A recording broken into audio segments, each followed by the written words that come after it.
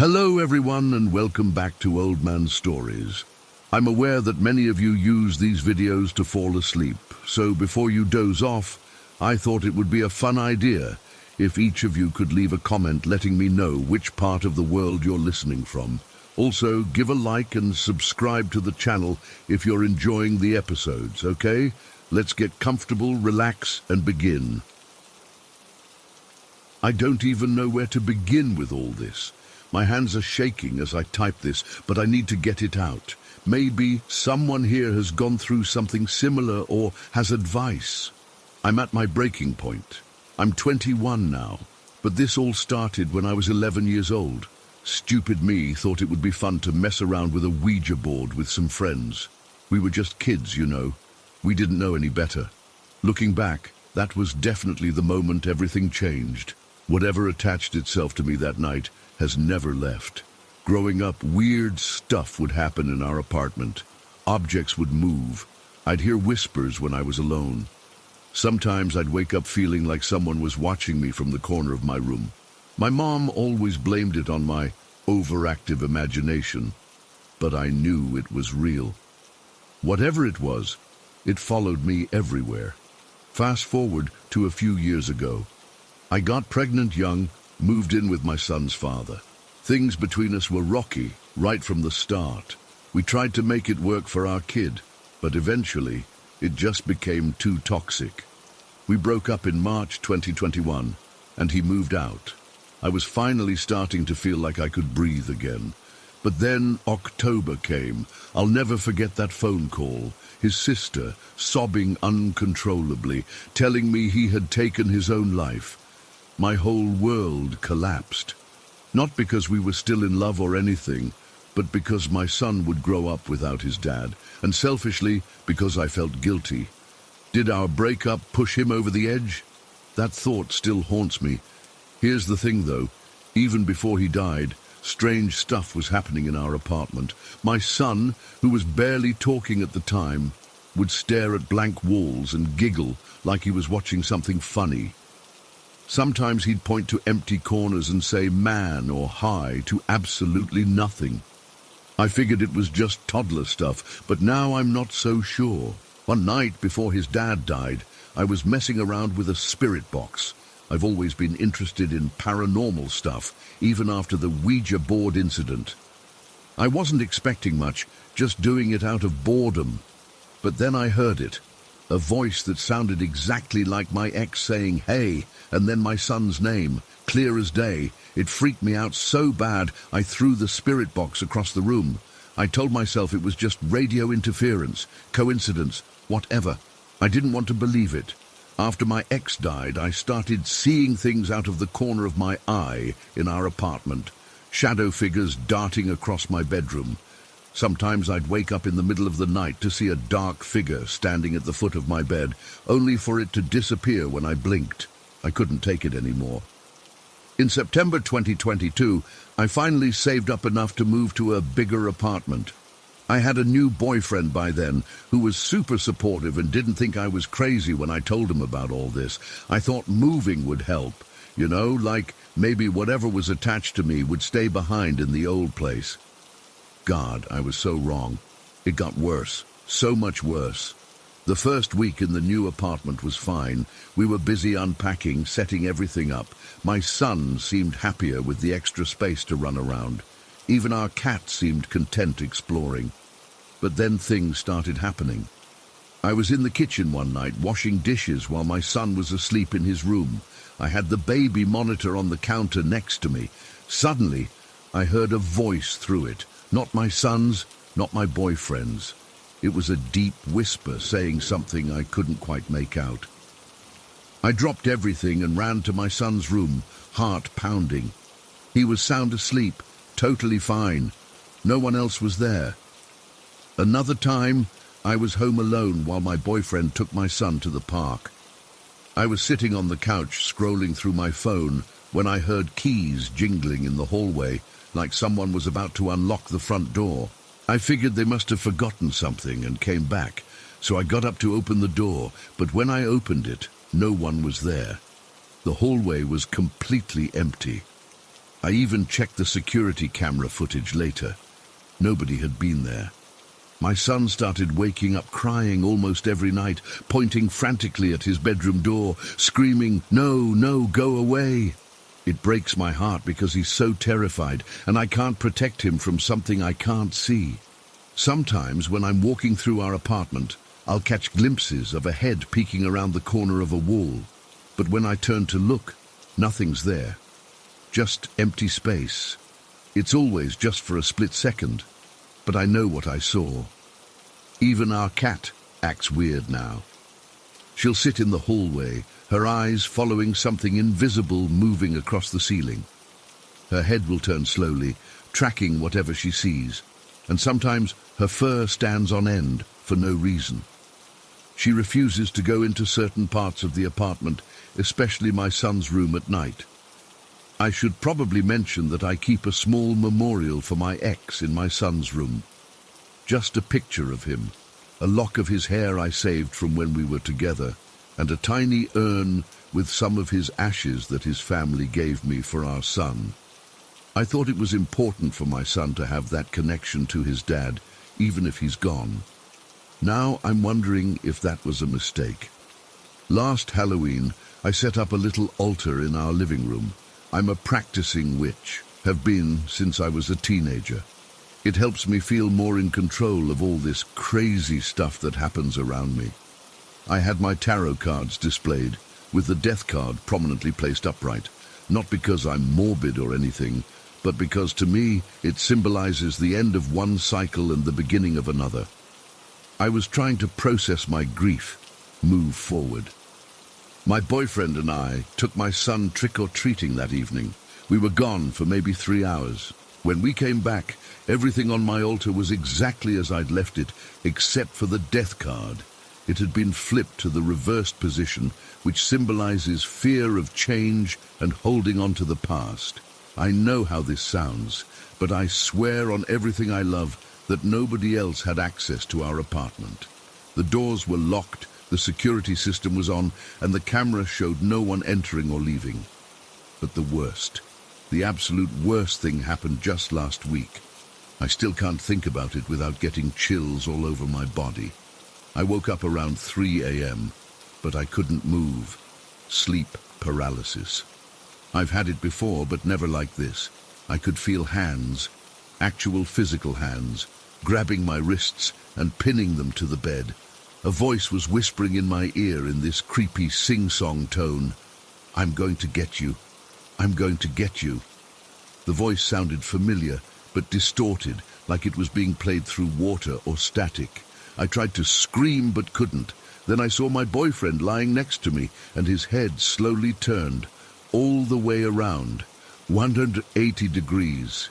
His face looked wrong, twisted, with black holes where his eyes should be. I must have blacked out because the next thing I know, I was in another sleep paralysis episode. This time the voice was louder. "You can't escape me. I'll always find you." I finally managed to break free from the paralysis and sat bolt upright, gasping for air. My boyfriend woke up too, looking absolutely terrified. Before I could say anything, he told me he'd just had the worst nightmare of his life. He dreamed that dark hands were coming out from under the bed, trying to touch me inappropriately while I slept. In his dream, he couldn't move or help me. He said he only woke up because he heard me struggling next to him. We sat up the rest of the night with all the lights on, too scared to go back to sleep. The activity has been increasing rapidly since October, the 1-year anniversary of my ex's death. I can't help but think it's him, that his spirit is angry with me for breaking up with him, for moving on with someone new, that he wants revenge. Last night, my son woke up screaming that Daddy was in the closet and that Daddy is mad at Mommy.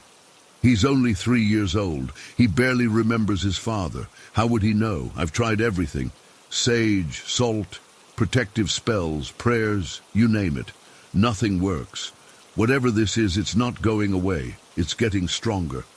The other day I was doing laundry when I heard my ex's voice clear as day right behind me saying, "You think you can just replace me?" I spun around and there was nothing there, but all the cabinet doors in the laundry room slammed shut at once. My boyfriend is starting to get freaked out too. At first, he was supportive, but now I can tell he's questioning whether he wants to be involved in all this. I don't blame him. Who would choose to live like this? This morning I found my son's toys, arranged in a circle in the middle of his room when I went to wake him up. In the center was the picture of his father from the memorial, face down with a crack across the glass. My son was still asleep in his bed. The doors and windows were all locked. I don't know what to do anymore. Moving doesn't help. It follows me everywhere. I'm scared for my son. I'm scared for myself. I feel like whatever this is, it's getting closer to doing something really bad. Some days, I feel like there's someone standing right behind me, breathing on my neck. When I'm in the shower, I see handprints appear in the steam on the glass door. Last night, I woke up to find my boyfriend sitting straight up in bed, staring at the bedroom doorway. When I asked him what was wrong, he just pointed and whispered, "There's someone standing there." I couldn't see anything, but our cat was at the foot of the bed, fur all puffed up, hissing at the empty doorway. I'm at my breaking point. I feel like I'm going crazy. The worst part is that deep down, I know exactly what's happening. My ex never left, and he's getting angrier every day. I'm writing this from my car right now. I grabbed my son and left the apartment after I found all the pictures of my boyfriend and me face down on the floor with scratches across his face in each one. My hands won't stop shaking. I don't know where to go or what to do. I just know we can't go back there tonight. Story 2. I still get goosebumps thinking about what happened that night 3 months ago. I've tried to rationalize it countless times, but I just can't explain it. I've never been one to believe in the paranormal. I'm actually pretty skeptical about that stuff.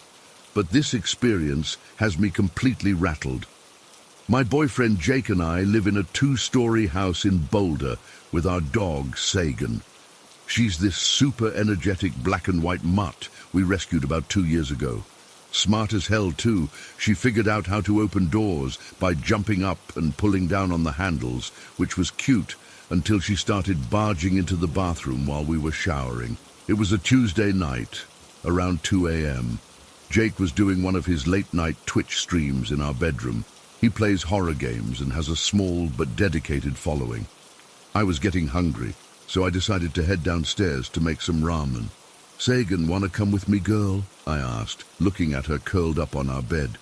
She just looked at me with those drowsy eyes and stayed put. Typical. She usually follows me everywhere, but she was clearly too comfortable next to Jake. Our house has these old wooden stairs that creak like crazy. I made my way down to the kitchen, put the kettle on, and prepared my midnight snack. Nothing unusual. The house was quiet apart from the hum of the refrigerator and the occasional sound of Jake's voice from upstairs. After about 5 minutes, I grabbed my steaming bowl of noodles and started heading back up.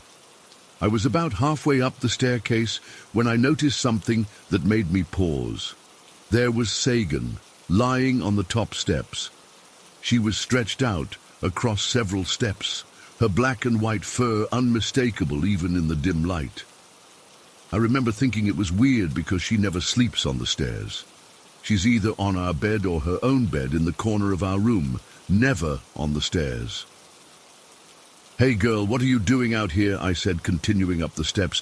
She didn't move or lift her head, which I assumed meant she was sleepy. When I reached her, I balanced my ramen bowl in one hand and used the other to pet her head. I distinctly remember feeling her fur beneath my fingers, that coarse but soft texture of her coat. She felt warm, real. "I love you, silly girl," I baby-talked to her, the way you do with pets. She still didn't move much, just kind of acknowledging my presence with what seemed like sleepiness. I continued up the last few steps to our bedroom, and that's when I noticed something odd. Our bedroom door was closed.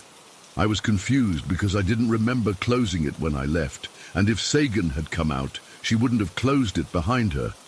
I balanced my ramen carefully and turned the handle. The moment I pushed the door open, Sagan, our Sagan, came bounding toward me, tail wagging wildly, jumping up against my legs like she hadn't seen me in days rather than minutes. My blood ran cold. I nearly dropped my bowl of ramen. I spun around immediately, looking back at the stairs where I'd just petted something. There was nothing there, nothing at all. The staircase was completely empty. My mouth went dry. There hadn't been enough time for whatever I saw to run away. I would have heard it. Those stairs creak if you so much as look at them the wrong way, and I'd been blocking the way up, so it couldn't have gone past me into the bedroom. It had just vanished. "Jake," I called out, my voice shakier than I intended. "Did you let Sagan out of the room at all while I was downstairs?" He was still wearing his gaming headset, but pulled it down around his neck. "No, she's been in here the whole time." "Why?" I stood there, bowl of ramen in hand, trying to process what had just happened. Sagan, the real Sagan, was now sniffing at my feet, looking for attention or hoping I'd drop some food. I could have sworn I just saw her on the stairs. I even petted her. Jake laughed. Maybe she has a twin we don't know about. But I couldn't laugh it off.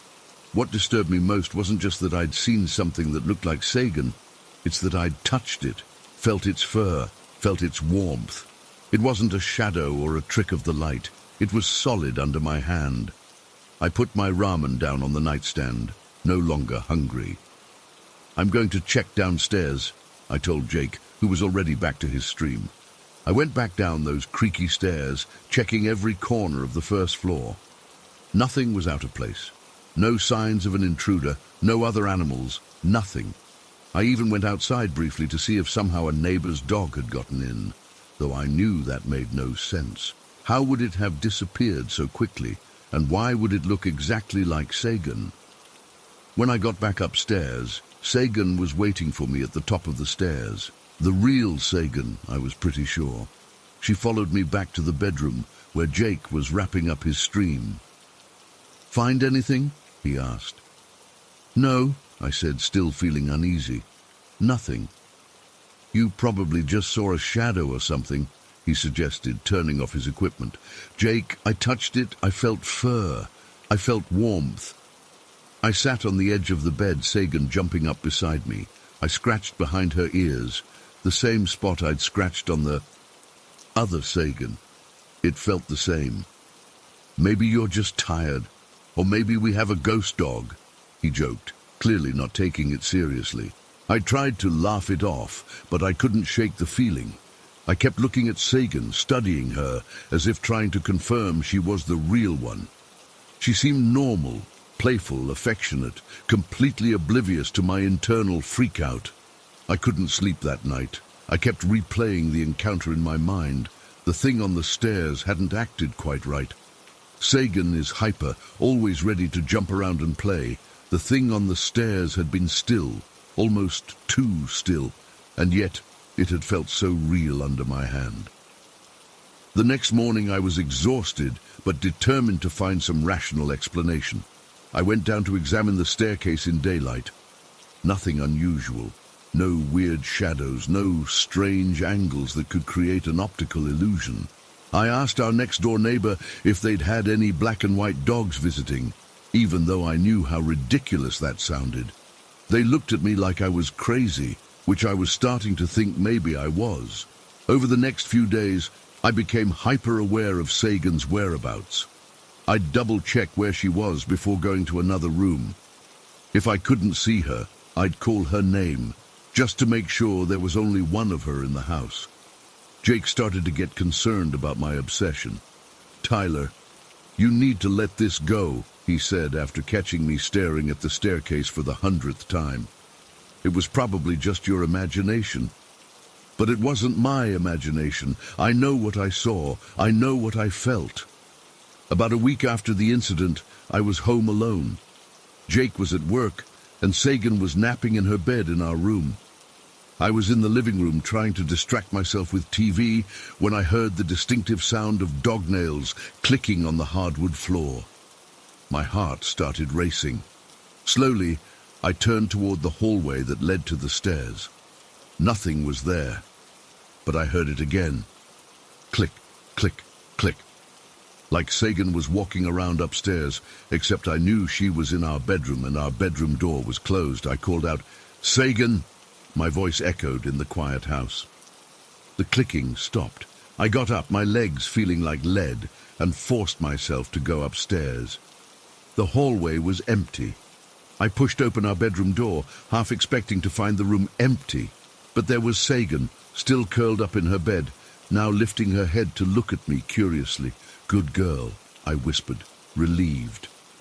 I closed the door again, making sure it latched properly.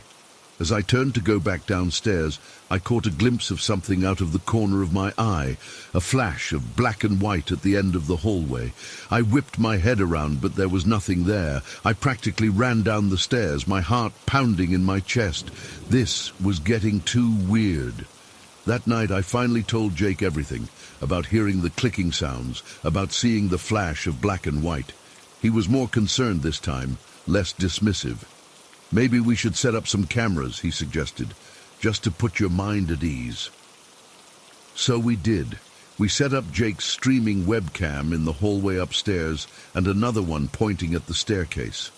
For 2 days, nothing happened. No strange sightings, no unexplained sounds. I was starting to think that maybe I had imagined it all, that stress or lack of sleep had caused me to hallucinate. On the third night, around 3 a.m., I woke up with an intense need to use the bathroom. Jake was snoring softly beside me, and Sagan was curled up at the foot of our bed.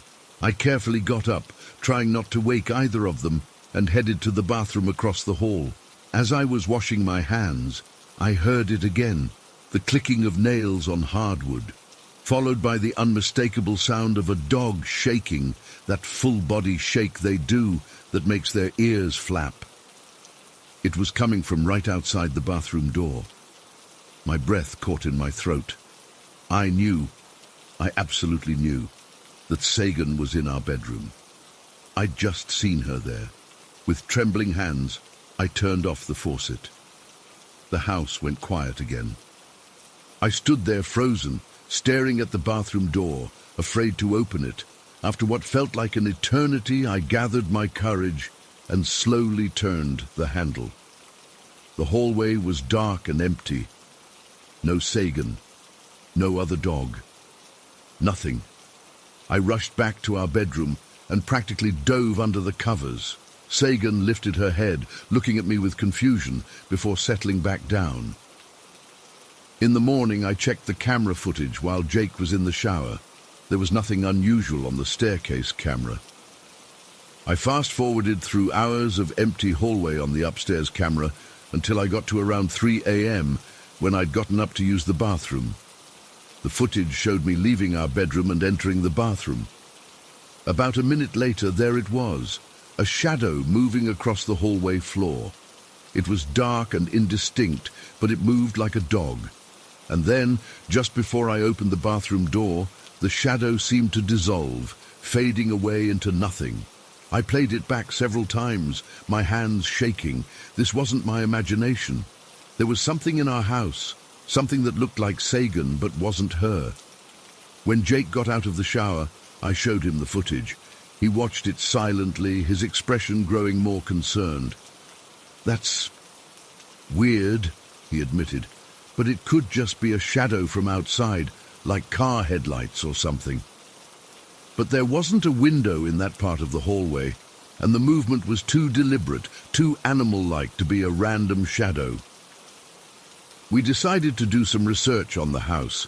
It was built in the 1970s, so it wasn't particularly old, but maybe something had happened here. Jake contacted the previous owners while I searched online for any news articles about the address. The previous owners said they'd never experienced anything unusual. No deaths had occurred in the house as far as they knew. I couldn't find any news articles about tragedies or crimes at our address. The mystery deepened, and so did my unease.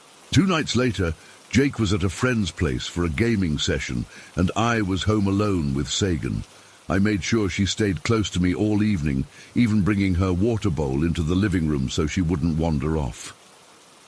Around midnight, I decided to head to bed. Sagan followed me up the stairs as usual. I changed into pajamas, brushed my teeth and got into bed, patting the spot next to me for Sagan to jump up. She stood at the foot of the bed staring at me with an intensity that was unusual for her. "Come on, girl," I encouraged, patting the bed again. She didn't move. Instead, she turned her head toward the bedroom door. Her ears perked up. Then she growled. A low, warning growl I'd rarely heard from her before. My skin prickled with goosebumps.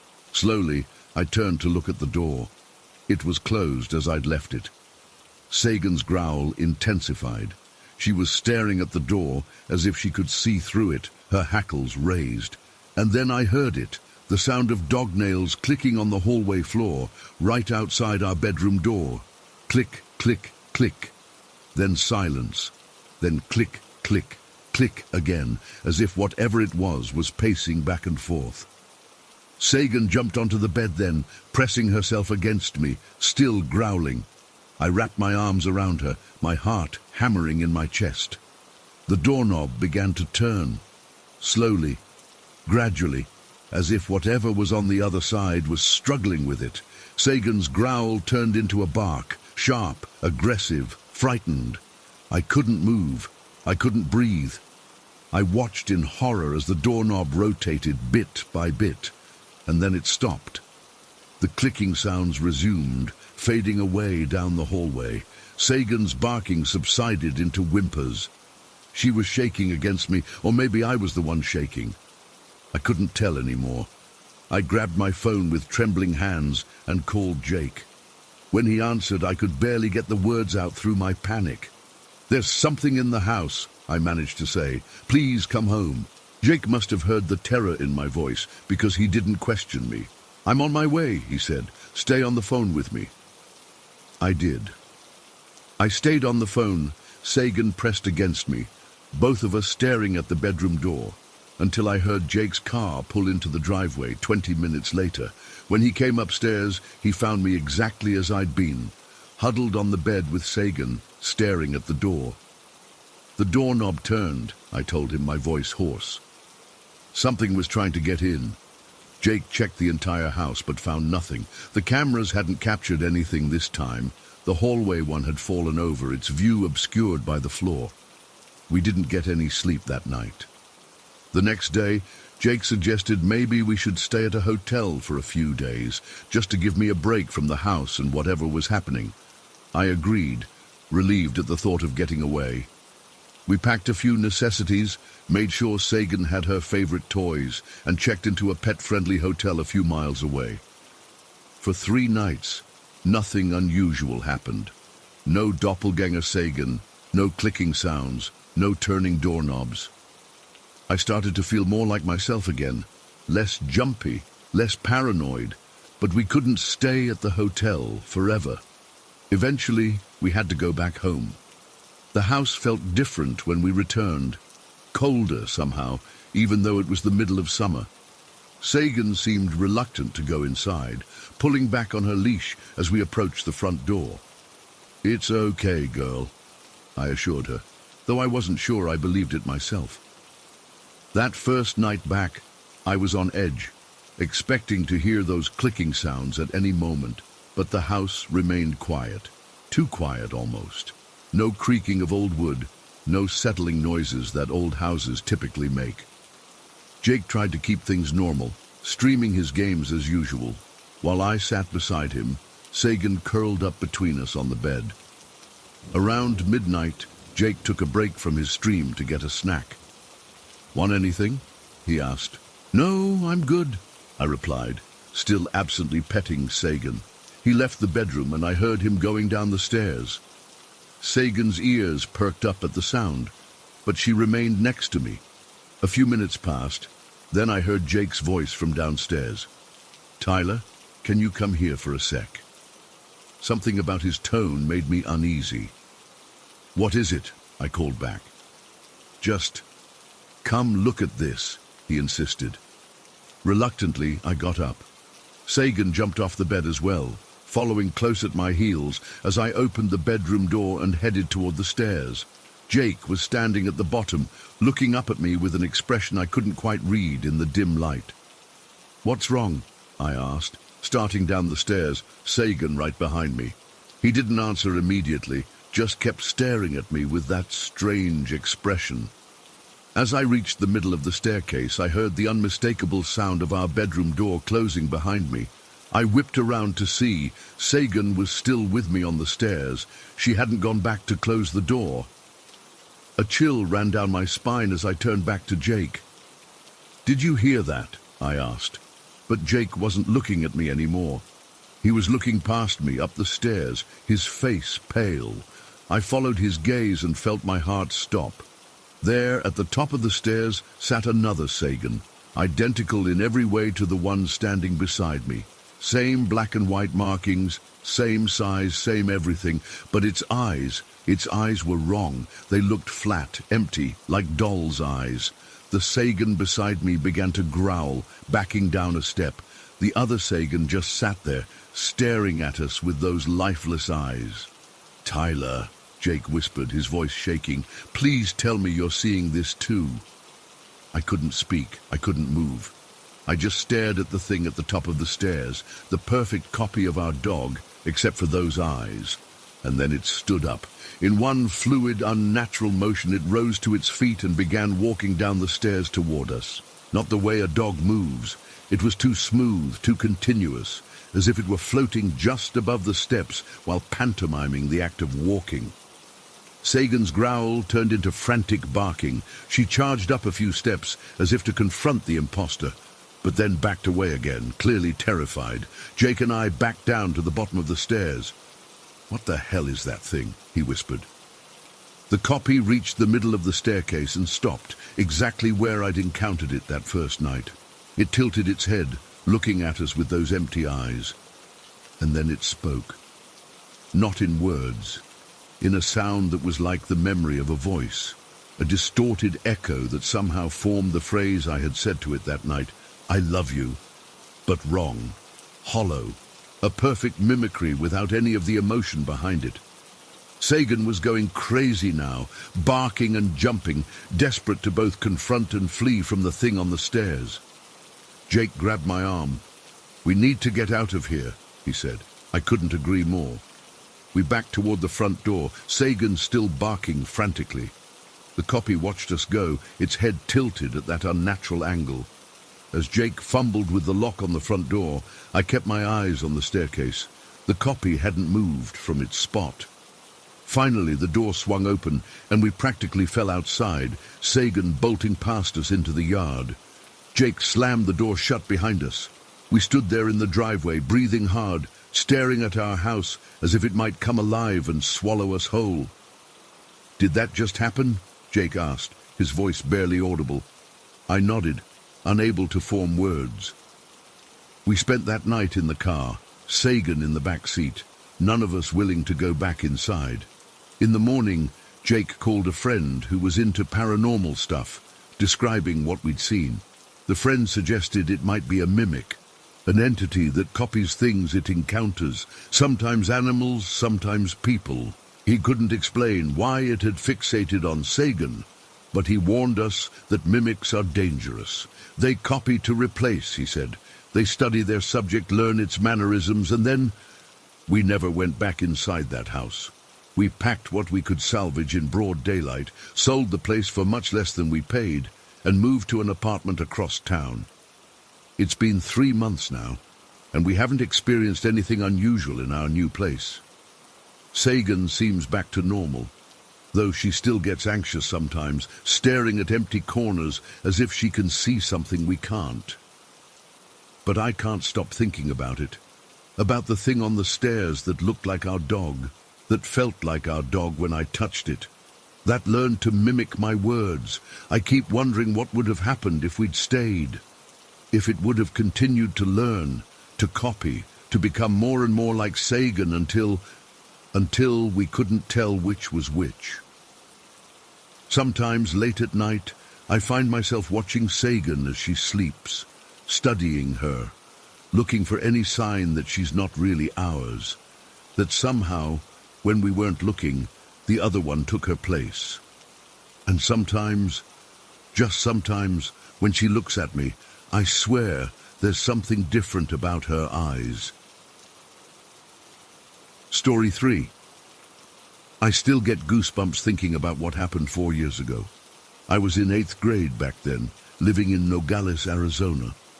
My grandparents lived right next door to us, which was convenient because I'd always go over to their place after school. My parents both worked late shifts, so it was kind of our routine. I'd hang out at my grandparents' until my mom or dad picked me up around dinner time. My uncle Ramon also lived with my grandparents. He was in his mid-30s, had his own section of the house, and kept 3 dogs in the backyard. There was a German shepherd named Luna, a mutt named Chico, and my favorite, a French bulldog named Kilo. Kilo was special to me because he was always super excited to see me, jumping up and down in his cage, making these weird snorting sounds that Frenchies make. He was mostly white with a few brown patches and had these big bat-like ears that perked up whenever I called his name. This particular Friday in October, I remember it was unseasonably cold for Arizona. I was wearing my hoodie when I walked over after school. Nobody answered when I knocked on the front door, which wasn't unusual. My grandma often took naps in the afternoon, and my grandpa was probably watching TV with the volume turned up too high to hear me. I had a key, so I let myself in. "Abuela? Abuelo?" I called out, dropping my backpack by the door. The house was quiet, except for the distant sound of a game show coming from my grandpa's room. I checked the kitchen, but no one was there. I figured my uncle might be in the backyard with the dogs, so I headed that way. The backyard was this decent-sized space with patchy grass, a few desert plants, and a covered patio area. The 3 dog kennels were arranged along the back fence. Luna and Chico were in their usual spots. Luna was sleeping in the shade, and Chico started barking when he saw me. But Kilo's cage looked empty at first. I walked over to Kilo's kennel and peered inside. His water bowl was tipped over, the ground around it still damp. His food bowl was half full, kibble scattered around like he'd been eating messily. But no Kilo.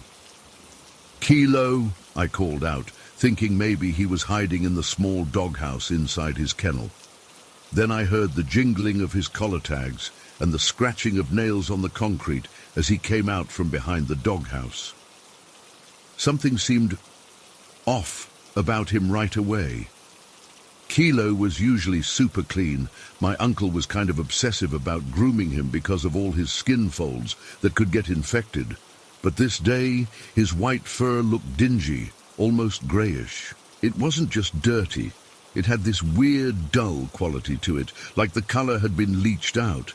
But what really freaked me out, though I didn't process it fully at the time, were his eyes. Kilo had these big, round eyes that were usually a warm brown color. That day, they looked pitch black. I remember thinking maybe his pupils were just really dilated, or maybe it was just the shadow from the doghouse. "Hey, buddy," I said, putting my fingers through the fence. He came over slowly, not with his usual excited bounce, and sniffed my fingers. His nose was dry, which was weird, because dog noses are usually wet. But again, I didn't think much of it. I unlocked his cage and went inside, kneeling down to pet him. That's when I noticed his paws were caked with dirt. Not just regular backyard dirt, this was like dark, almost black soil that was packed between his paw pads and under his nails, like he'd been digging. Really digging. "What have you been up to, huh?" I asked, brushing some dirt off his front leg. He just stared at me with those black eyes. I remember feeling a slight chill, but I brushed it off. I loved Kilo, and I was just happy to see him. His fur felt different too, kinda stiff and cold to the touch. I figured maybe he needed a bath or something. I spent about 10 minutes with him, petting him and checking his food and water. I refilled his water bowl since it was tipped over. As I was doing this, I noticed water droplets around the bowl, like he'd been drinking recently and spilled some. After hanging with Kilo for a bit, I went back inside to see if my grandparents were around. My grandpa was still watching TV and hadn't heard me come in. My grandma was in the kitchen starting dinner preparations. "Where's Tio Ramon?" I asked her. "He went to get some groceries. He'll be back soon," she replied, not looking up from the vegetables she was chopping. I settled in to do some homework at the kitchen table while waiting for my uncle to return. About an hour later, I heard his truck pull up in the driveway. He came in carrying bags of groceries, and I jumped up to help him. "Hey, Miguel, what are you doing here?" he asked, setting the bags on the counter. "Just hanging out, waiting for my parents," I replied, helping him unpack. "I was petting Kilo earlier. I think he needs a bath. He's all dirty." My uncle froze, a can of beans still in his hand. He turned to look at me with this expression I'll never forget, like all the blood had drained from his face. "What did you say?" he asked, his voice barely above a whisper. "Kilo," I repeated, suddenly feeling uneasy at his reaction. "I was petting him in his cage. He's super dirty, like he's been digging or something." My uncle set the can down slowly and just stared at me. Then he muttered something under his breath that sounded like a prayer and made the sign of the cross. "What's wrong?" I asked, that coldness I'd felt earlier in the backyard starting to spread through my chest. "Nothing," he said quickly, turning back to the groceries. "Nothing. Just don't worry about Kilo. I'll take care of him later." The way he said it was weird, dismissive, like he didn't want to talk about it, so I didn't push it. We finished unpacking the groceries in silence, and then I went back to my homework, but I could feel him watching me, this strange, worried look on his face. For the next couple of hours I tried to focus on my schoolwork, but I kept thinking about my uncle's reaction and Kilo's strange appearance. Something didn't add up, but I couldn't figure out what. Eventually, my dad came to pick me up and I went home for dinner, but I couldn't stop thinking about it. After dinner, I told my parents I was going back to check on something at my grandparents' house. They were fine with it.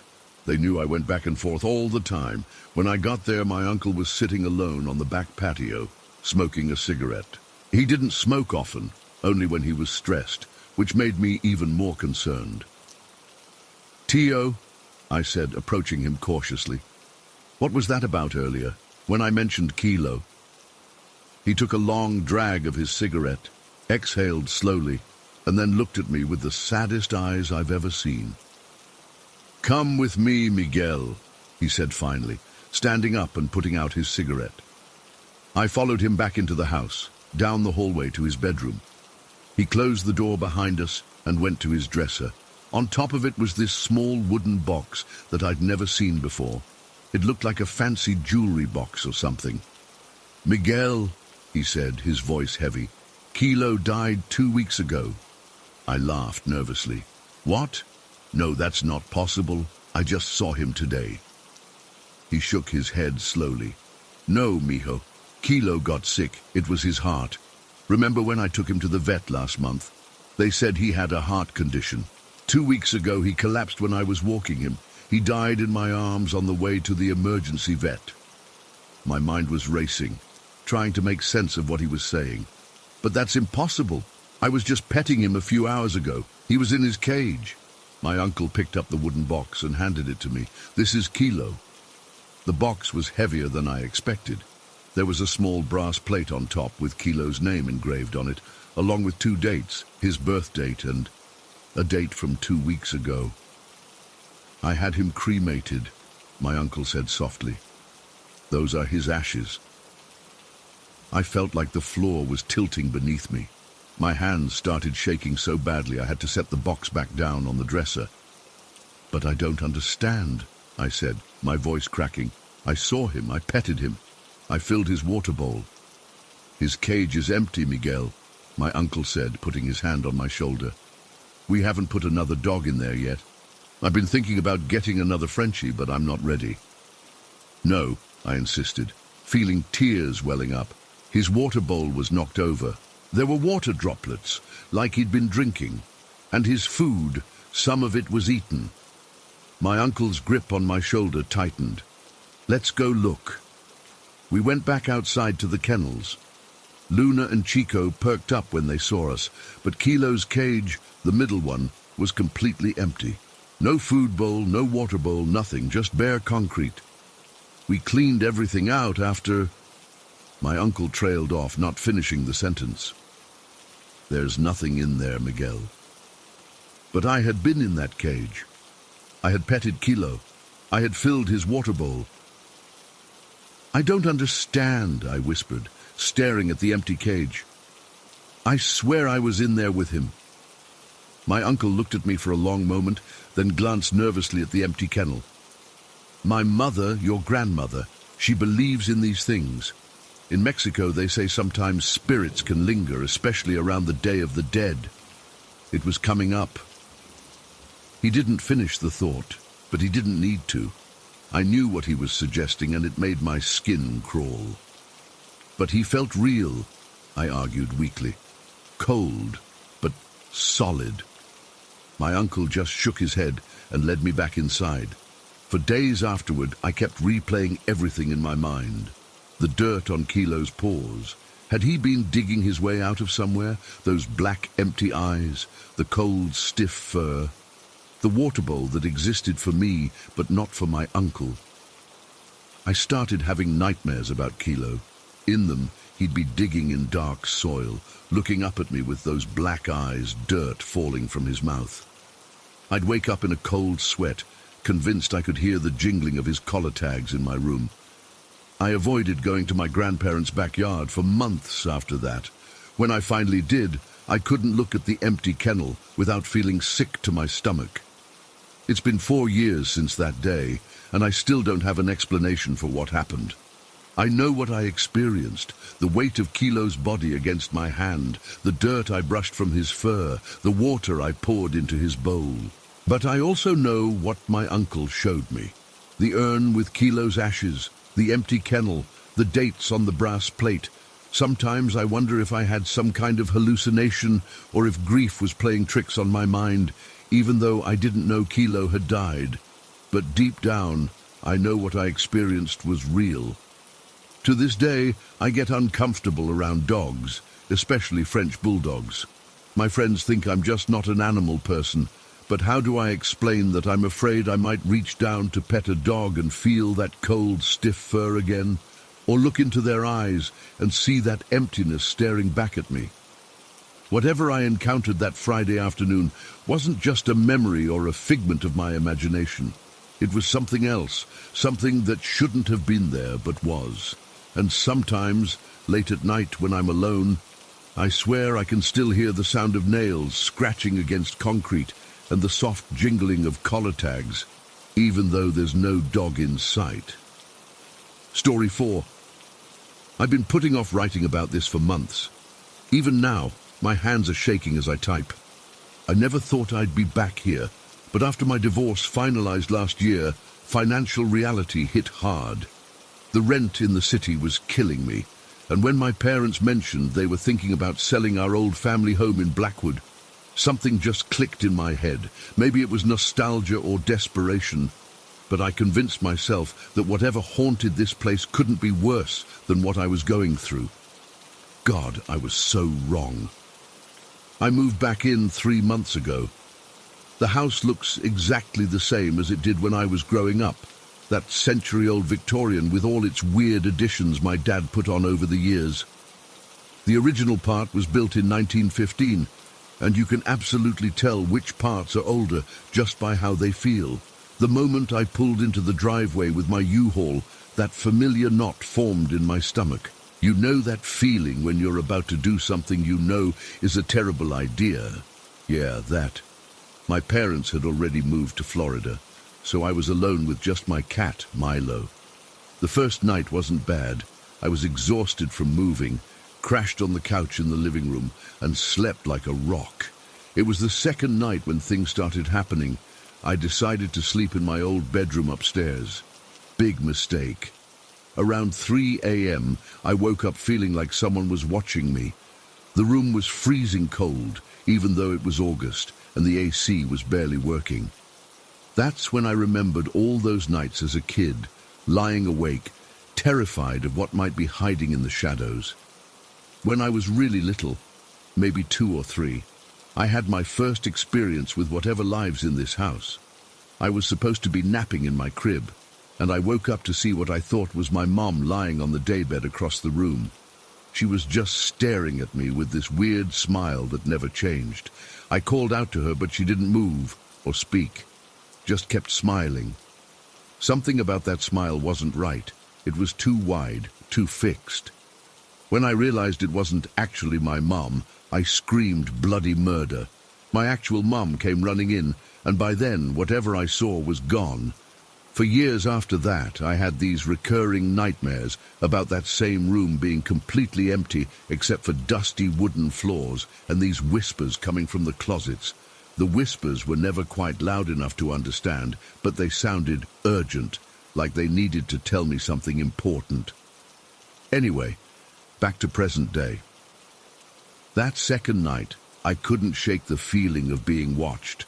I got up to turn on the light, and I swear to God, the switch flipped back down on its own. I tried 3 more times before it finally stayed on. I told myself it was just a faulty switch, but deep down I knew better. The next morning I found all my kitchen cabinets open, every single one. I don't sleepwalk, never have. Milo was acting weird too, staring at empty corners and hissing at nothing. By the end of the first week, I was seriously questioning my decision to move back. The house makes these sounds at night that aren't normal, settling noises. It's like someone walking around upstairs when I'm downstairs, and vice versa. Sometimes I hear what sounds like a ball bouncing down the hallway, but there's never anything there when I check. Last Tuesday was when things really ramped up. I was in the shower, and I felt someone watching me through the curtain. When I pulled it back, I swear I saw a boy in what looked like an old military uniform standing by the sink. He vanished as soon as I blinked. It was exactly like what I used to see as a kid, that same boy in the same spot. I jumped out of the shower so fast, I slipped and bruised my hip on the toilet. I called my sister Amy that night, trying to sound casual, when I asked if she remembered any weird stuff happening when we were kids. She got quiet for a minute, then asked, "Did you see something?" When I told her about the boy, she said she wasn't surprised. She reminded me about the time when we were home alone and all the decorations flew off both mantels at exactly the same time. One in the living room where she was and one in the dining room where I was. There's no way it could have been a coincidence or an earthquake. Just those specific items all at once. She also told me something she'd never shared before. When she was about 16, she woke up one night with her legs feeling wet. When she turned on the light, her sheets were soaked with blood. She freaked out thinking she'd started her period, but there was no wound, no source of the blood. The next morning, the blood was gone. Sheets completely clean, like nothing happened. She thought she'd dreamed it until she found dried blood under her fingernails. That conversation with Amy made me realize I wasn't crazy. These things really did happen, are still happening. 2 days ago, I was working from home in the dining room when I glanced up at the china cabinet. Inside, standing among my mum's fancy dishes, was a little girl in an Easter dress, maybe 5 or 6 years old. She wasn't transparent or ghostly. She looked completely solid, like a real child had somehow climbed into the cabinet. But that's impossible. The doors were closed, and she wouldn't have fit anyway. We just stared at each other for what felt like forever, and then I blinked, and she was gone. That was the exact same girl I used to see as a kid. Last night was the worst so far. I was trying to sleep but kept hearing scratching sounds inside the walls. Around 2 a.m., I felt something grab my ankle and yank hard. I screamed and scrambled up, turning on every light I could reach. Nothing was there, but I could still feel the pressure of fingers around my ankle. There were actually red marks this morning. It reminded me of what my dad used to talk about. He claimed an old woman would visit him at night. He called her the Boo Hag, like from those old southern legends. She would stand at the foot of his bed, holding onto his feet, just staring at him. He couldn't move when she was there. We all thought it was sleep paralysis, but now I'm not so sure. My mom had experiences too.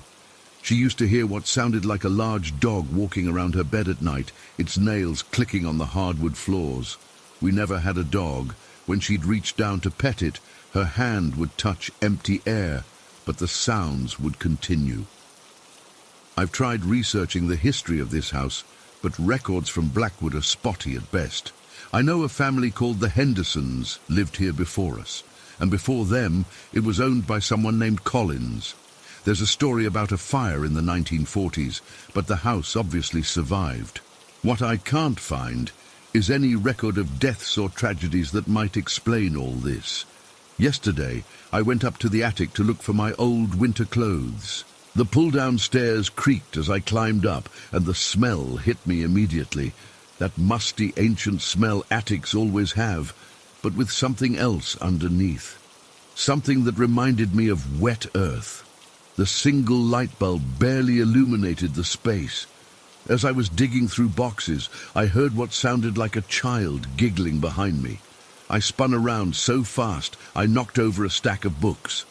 Nothing was there, but when I looked back at the boxes I'd been searching through, they were all neatly closed again. Then the light went out. In the pitch darkness, I heard the giggling again, but now it seemed to be coming from all around me. I scrambled for my phone to use the flashlight, but my hands were shaking so badly I dropped it. When I finally got the light on, I saw small footprints in the dust, leading from where I was standing to the far corner of the attic, where there's an old trunk no one has opened in years. I should have left right then, but something compelled me to follow those footprints. The trunk wasn't locked like I remembered. Inside were old clothes, yellowed newspapers, and a small leather-bound book. I took the book without really thinking about it and got the hell out of there. Later that night, I looked through the book. It was a diary belonging to a girl named Sarah Collins, dated 1937. Most entries were mundane, but there was one that stood out. She wrote about her little brother Timothy, who came back different after being sick with fever. She was afraid of him, and wrote that she sometimes saw him standing in her room at night, just watching her. The last entry simply said, "He's not Timothy anymore." I barely slept last night. Around 4 a.m., I woke up to find Milo standing at the foot of my bed, back arched, hissing at the closet. The door was open just a crack, and I could swear I saw fingers slowly curling around the edge, like someone was about to pull it open. I grabbed Milo and ran downstairs to the living room, where I stayed until sunrise. When I finally worked up the courage to go back upstairs, the closet door was wide open, and Sarah's diary, which I'd left on the nightstand, was sitting open in the middle of the floor. It was open to a page I hadn't seen before, with just 3 words written in what looked like fresh ink: "You're not alone." That was this morning. I'm sitting in my car outside a coffee shop writing this because I can't be in that house right now. I don't know what to do. I can't afford to move out, and I can't sell the place without my parents' agreement. Plus, who would buy it if they knew what was happening? The worst part is knowing that whatever's in that house has been waiting for me to come back. It recognized me. When I saw the little girl in the china cabinet, she smiled like she was greeting an old friend. The boy by the bathroom sink nodded at me like we had some kind of understanding. I keep thinking about something my grandmother told me before she died. She said our family was sensitive to things other people couldn't see or hear. She warned me never to acknowledge them because once they know you can see them, they'll never leave you alone. I've already broken that rule. I've looked right at them. I've talked about them. And now I feel like they're getting stronger, more confident. Last night I distinctly heard a woman's voice whisper my name right against my ear. It's getting dark now, and I need to go back to the house. I don't have anywhere else to go. I'm thinking of setting up cameras, but part of me is afraid of what I might capture. What if they don't show up on video? What if they do? I'm sorry this is so long and probably all over the place. I just needed to get this out somewhere because I'm starting to question my own sanity. But I know what I've seen. I know what I've felt. This isn't my imagination or stress or grief from my divorce. Something is in that house, multiple somethings. And they know I'm back. Update, I'm typing this from my car again. I just ran out of the house and I don't know if I can go back in. I was making dinner when every single light in the house turned off at once. Then my phone died, even though it was at 90% battery. In the darkness, I heard what sounded like dozens of people whispering all around me. When I tried to get to the front door, something grabbed my hair so hard it pulled some out. I managed to find my keys and get out. I don't know what's happening. The house is all lit up now when I look at it from outside, like nothing happened. But I know what I felt. Something doesn't want me to leave, or maybe it just wants me to be afraid. Either way, I can't explain any of this, and I don't know what to do next. Story 5. I've tried to tell this story to my parents so many times, but they never believe me. I'm 16 now, and I've been living with this, whatever it is, for as long as I can remember. I guess writing it out might help me process everything that's been happening. Maybe someone here has experienced something similar and can tell me what to do. We've lived in this house in Riverdale since I was 4. It's this big old place on the edge of town with a ton of rooms and a huge yard. From the outside, it looks normal, maybe even nice. But from the first day, something about it has felt wrong to me. My parents think I'm being dramatic when I talk about it, but I know what I feel. Every time I walk through the front door, it's like walking into a sauna. Not temperature-wise, the thermometer usually reads normal, but the air feels thick and oppressive, like it's pushing down on me. I start sweating almost immediately. It doesn't matter if it's the middle of winter with all the windows open and the AC blasting. My t-shirts are always soaked within minutes of being inside. My parents and my brother Jake never have this problem. Just me. Yesterday things escalated in a way I can't explain away anymore. It was Saturday afternoon and I had 3 friends over. Jake, my brother, Chris, and Tyler. We were bored out of our minds because the Wi-Fi was down, so Tyler suggested playing hide and seek. I know it sounds childish, but our house is perfect for it. Tons of closets, a finished basement, a detached garage, and a bunch of weird nooks and crannies. Tyler volunteered to be the seeker first. The rules were simple. We could hide anywhere on the property, but not outside the fence. Jake headed outside toward the garage while Chris and I stayed in the house. I figured the best spot would be the hall cupboard upstairs where we keep the spare blankets. It's deep, dark, and nobody ever looks there. I squeezed in behind a stack of comforters and pulled the door almost closed, leaving just a crack so I could see when Tyler came upstairs. The house was quiet except for Tyler counting downstairs. 18, 19, 20. Ready or not, here I come. From my hiding spot, I could hear him moving around the first floor, opening doors and checking under furniture. After a few minutes, I heard the back door open and close. He was heading outside to look for Jake. That's when the temperature in the cupboard suddenly dropped, like seriously cold. I could see my breath fogging in front of me. This was in June, mind you. I felt goosebumps rise on my arms, and the hair on the back of my neck stood up. Something didn't feel right. I heard Tyler come back inside with Jake. Found you behind the garage, dude. Too obvious. They were laughing, and I could hear them searching the ground floor for me and Chris. Hey, I think I see Marcus in the laundry room, Tyler called out. I froze. The laundry room was downstairs, and I was definitely upstairs in the cupboard. I pressed my eye to the crack in the door and listened. Marcus, I can see your shadow under the door, man. Give it up. Tyler laughed. I heard footsteps approaching the laundry room, then the sound of the door handle turning. What happened next makes my stomach turn just thinking about it. What the hell? Tyler's voice had changed completely. No more laughing. The door won't... It's like something's pushing against it. I heard Jake say, "Let me try," and then a grunt of effort. That's weird. It feels like someone's holding it shut from the inside. My entire body went cold. I wanted to call out to tell them I was upstairs, not in the laundry room, but I couldn't make a sound. It was like my voice was frozen in my throat. Maybe it's Chris, Jake suggested.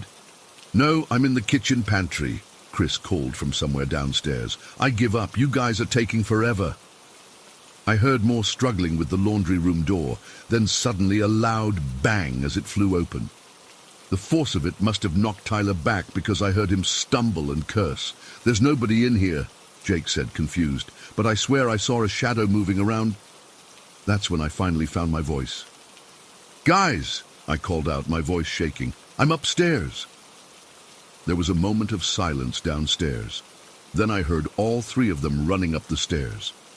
When they found me in the cupboard, their faces were pale. "Dude," Tyler said, "if you're up here, what the hell was in the laundry room?" We all went back downstairs to check, but the laundry room was empty. Just washing machine, dryer, detergent on the shelf. The window was closed and locked from the inside. There was absolutely nowhere someone could have hidden, and definitely no way anyone could have left.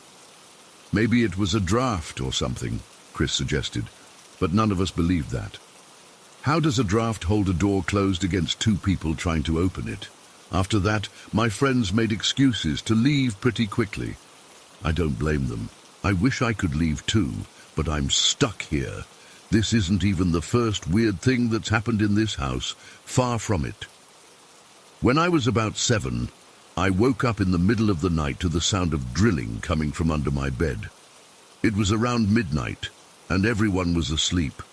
The noise was unmistakable, a high-pitched mechanical whirring that vibrated through the floorboards. I was too terrified to look under the bed. I pulled the covers over my head and squeezed my eyes shut, trying to convince myself it wasn't real. But it went on for at least 5 minutes. The next morning I checked under my bed, but there was nothing there.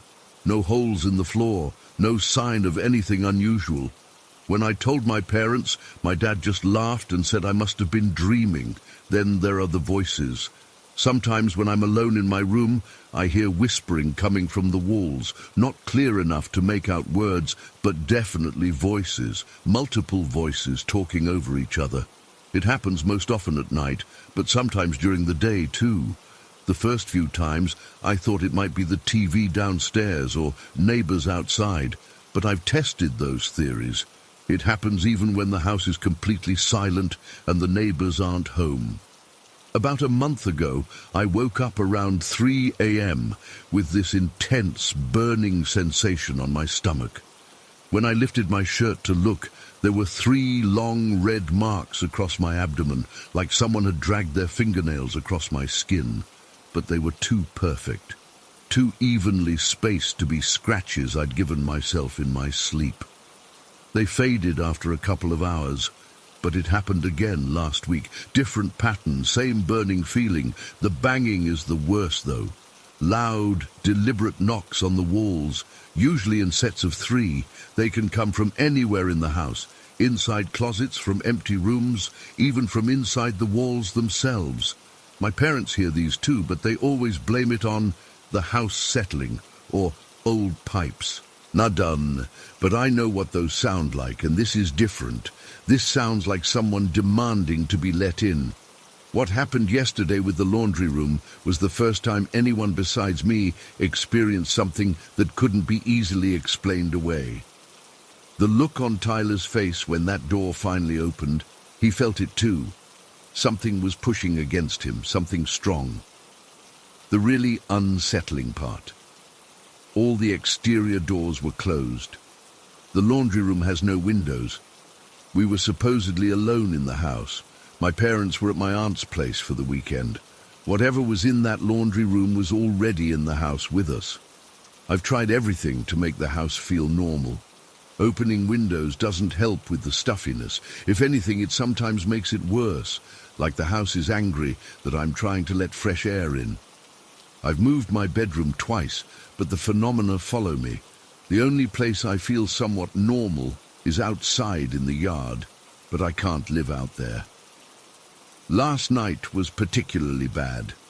After my friends left, Jake avoided me for the rest of the day. Around midnight, I was lying in bed staring at the ceiling when I heard footsteps in the hallway, heavy, deliberate steps that didn't sound like anyone in my family. They stopped right outside my door. I could see a shadow blocking the light from the hall that comes under my door. It stood there for at least 5 minutes, without moving or making a sound. I couldn't bring myself to get up and check. Eventually, the shadow moved away, and I heard the footsteps going down the stairs.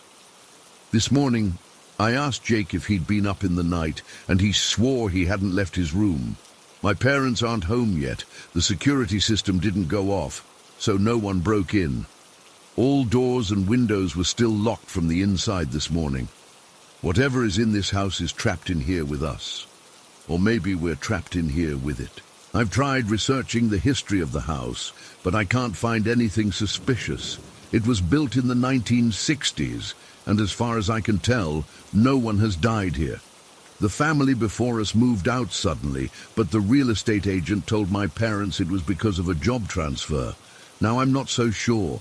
Sometimes I wonder if I should try to communicate with whatever is here, set up cameras, use a voice recorder, try one of those spirit box things I've seen online. But another part of me is terrified of what might happen if I acknowledge it directly. What if giving it attention makes it stronger? What if it's not a friendly presence? After what happened in the laundry room, I'm pretty convinced it's not friendly. The way it fought against Tyler, the cold spots, the scratches on my stomach, none of that seems benevolent. The worst part is feeling like no one believes me. My parents think I'm making up stories or that it's just my imagination running wild. Jake believed me for a while when we were younger, but lately he's been siding with our parents, saying I need to grow up. Now, after yesterday, he's barely talking to me at all. I don't know what to do. I have to live here for at least 2 more years until I graduate high school. The thought of spending 2 more years in this house makes me feel sick to my stomach. But where would I go? And how do I convince my parents that something is seriously wrong here? Right now I'm sitting at my desk, and I can feel it watching me. The air is thick, making it hard to breathe. My shirt is already soaked with sweat, even though my room thermometer says it's only 68 degrees. There's a heaviness pressing down on my shoulders that has nothing to do with physical weight. I keep glancing at my bedroom door, expecting to see it slowly swing open on its own. I've started keeping it locked, but that doesn't seem to matter much. Twice this week I've locked it before going to sleep and woken up to find it standing wide open. Last night I dreamed I was in the basement, but it went on forever. Endless dark corridors that weren't part of our actual house. Something was chasing me through the darkness. I couldn't see it, but I could hear it breathing behind me, getting closer and closer. I woke up just as it grabbed my shoulder, my heart pounding so hard I thought it might burst. When I opened my eyes, my bedroom door was open, and there was a dark figure standing in the doorway. For a few seconds I couldn't move or speak. Then I managed to reach over and turn on my lamp, and there was nothing there. But my door was definitely open, even though I'd locked it before going to sleep. I don't know how much longer I can take this. The constant feeling of being watched, the unexplained noises, the physical symptoms. It's wearing me down. I can't concentrate at school because I'm so tired from not sleeping. My grades are slipping. My friends have stopped coming over because they say my house gives them bad vibes. Wait, did you hear that? There's a scraping sound coming from inside my closet right now, like fingernails on wood. The closet door is closed, but I'm staring at it, and I swear I just saw the handle turn slightly. I'm not checking it. No way. Last time I investigated a strange noise, I found all my clothes had been pulled off their hangers and piled in the center of the closet floor. No one else had been in my room. The scraping has stopped, but now there's a tapping sound coming from under my bed. Tap, tap, tap. Pause. Tap, tap, tap. Like it's trying to get my attention, or maybe it's counting down to something. I think whatever is in this house is getting bolder. Or maybe it's just done pretending it doesn't exist.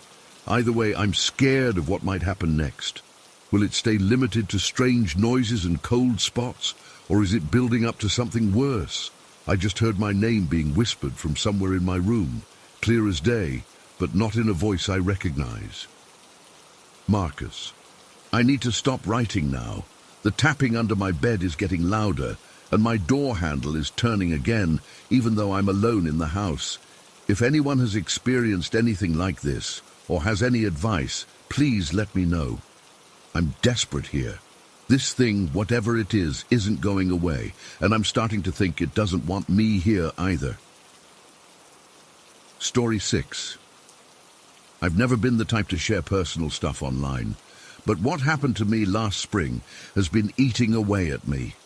I need to get this off my chest, and maybe someone here will understand or have experienced something similar. I'm Gabriel, 23, living in Cedar Creek, one of those tiny rural towns where everybody knows your business whether you want them to or not. My heritage is Cherokee and Mexican, and I grew up learning both Cherokee and Salagi from my grandfather. He always emphasized how important it was to keep our connection to our ancestors alive through language and traditions. Looking back now, I wish I'd paid more attention. April 2023 was probably the lowest point in my life. The months leading up to it had been rough. My relationship with my family had completely fallen apart after I finally got the courage to confront my mom about her drinking. It had been going on for years, but everyone just pretended not to notice.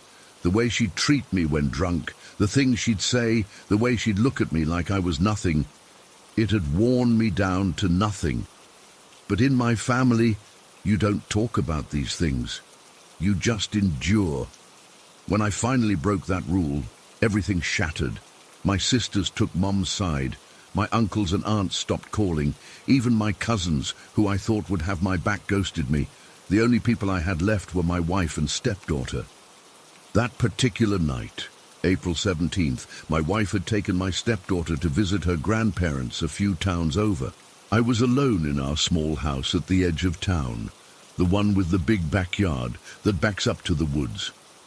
I remember it was unusually cold for spring, with this weird fog hanging low over everything. I was sitting in the backyard by the fire pit, just staring into the flames and feeling sorry for myself. The wood was popping and hissing as it burned, sending sparks up into the darkness. I had a beer in my hand, but I wasn't really drinking it, just holding it, feeling the cold glass against my palm. I don't know what made me start chanting. Maybe it was the loneliness. Maybe it was remembering how my grandfather would sometimes sit by the fire and speak to those who had passed on. Whatever it was, I found myself speaking softly in Salagi, calling out to my ancestors, asking for guidance, for someone to hear me since my living family had turned their backs. The words came back to me from childhood, prayers and chants my grandfather had taught me. I'm not even sure I was saying them right, but I kept going, my voice getting louder as I went on. The fire seemed to respond, flaring up occasionally as I spoke certain words. Part of me felt ridiculous, but another part felt, I don't know, connected to something. After about an hour of this, nothing had happened. At least, nothing I could see or feel.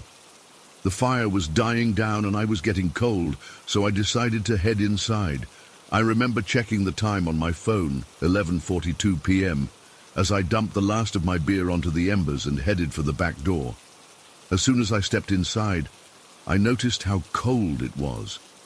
Not just chilly, but unnaturally cold, like walking into a meat locker. I figured the heater had kicked off, so I went to check the thermostat in the hallway. It read 72 degrees, which made no sense given how freezing it felt. I was standing there puzzled when my phone buzzed with a text from my wife saying they'd arrived safely at her parents' house. I smiled at the photo she sent of my stepdaughter, already asleep on her grandmother's couch. As I was typing a reply, something made me look up toward my stepdaughter's bedroom. Her door was open. It doesn't sound like much, but it sent this immediate jolt of wrongness through me. We always kept her door closed when she wasn't home. It was just one of those household rules we had. I started walking toward it, thinking maybe I'd forgotten to close it earlier when I saw him. Standing just inside the doorway was a Native American man. Not just any man. He was dressed in traditional buckskin pants and moccasins with what looked like a bone chest plate or breastplate. His black hair hung down, covering most of his face, but I could sense him staring at me through the strands. The most disturbing part was the red handprint on his shoulder. It looked wet, like fresh blood or paint actually dripping down his arm. I froze completely. My brain just couldn't process what I was seeing. This wasn't like seeing a shadow out of the corner of your eye that disappears when you look directly at it. This was solid, detailed, and completely out of place in my stepdaughter's pink and purple bedroom. For about 5 seconds, though it felt like hours, we just stared at each other. I couldn't move, couldn't speak, couldn't even breathe. It felt like ice was slowly creeping up from my feet through my entire body, not just the feeling of being cold, but like my blood was actually turning to ice in my veins. Then I blinked. Just a normal, involuntary blink. In that millisecond, I felt this intense rush of freezing air hit me square in the chest, like thousands of tiny ice needles piercing through me. It knocked the wind out of me, and I gasped. When my eyes reopened, he was gone. I stood there hyperventilating, my heart threatening to burst out of my chest. The hallway was still freezing cold, but the figure had vanished completely. No sound, no movement, nothing to indicate he'd ever been there, except the lingering cold and the absolute terror I felt. After what must have been several minutes of just standing there in shock, my survival instincts finally kicked in.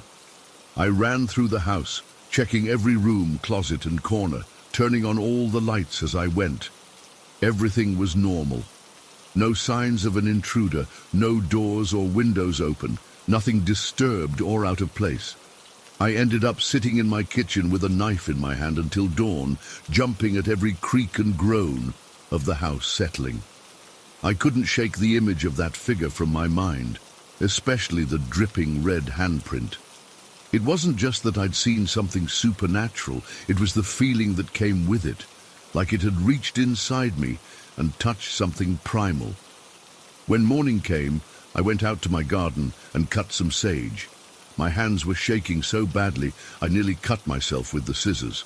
I bundled it up and lit it, moving through every room of the house, letting the smoke fill each corner while I mumbled every prayer and protection chant I could remember. I probably looked crazy, this grown man with tears streaming down his face, frantically waving burning herbs around and speaking Tsalagi in a trembling voice. I spent most of that day researching, trying to make sense of what I'd seen. Was it an ancestor responding to my call? Some kind of guardian spirit? Or had my emotional state that night made me vulnerable to something darker? The red handprint especially troubled me. In some traditions it symbolizes power or warfare. But the way it looked fresh and wet gave me chills. My wife and stepdaughter came home the next day, and I didn't tell them what happened. How could I? Hey, I was feeling sorry for myself, so I started chanting in the backyard and may have summoned a spirit into our house. Didn't seem like a conversation starter. Besides, I was afraid my stepdaughter would be scared to sleep in her room. It's been months now, and I haven't seen the figure again. The house feels normal, but I'm not the same. I still sit in the backyard at night sometimes, staring into the fire, wondering what message that spirit was trying to convey. Was it a warning, a reminder of who I am and where I come from, or something else entirely? Sometimes when I'm alone in the house, I feel like I'm being watched. Not in a threatening way, but like someone is keeping an eye on me. And occasionally, when I'm drifting off to sleep, I swear I can feel that cold rush of air across my face, just for a second. The strangest part is that since that night, things with my family have started to improve, little by little. My youngest sister called me out of the blue about a week after the incident. One of my cousins invited me to his kid's birthday party. Even my mom has reached out, though we're still on shaky ground. I can't explain what happened that night. I don't know if I contacted an ancestral spirit or if my grief and loneliness opened a door to something else. But whatever it was, it changed me.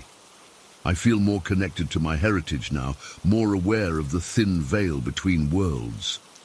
So that's my story. I still don't have answers, That figure with the dripping red handprint has never returned, at least not in a form I could see. But sometimes, when I'm chanting by the fire or just sitting quietly in my stepdaughter's room while she sleeps, I feel a presence.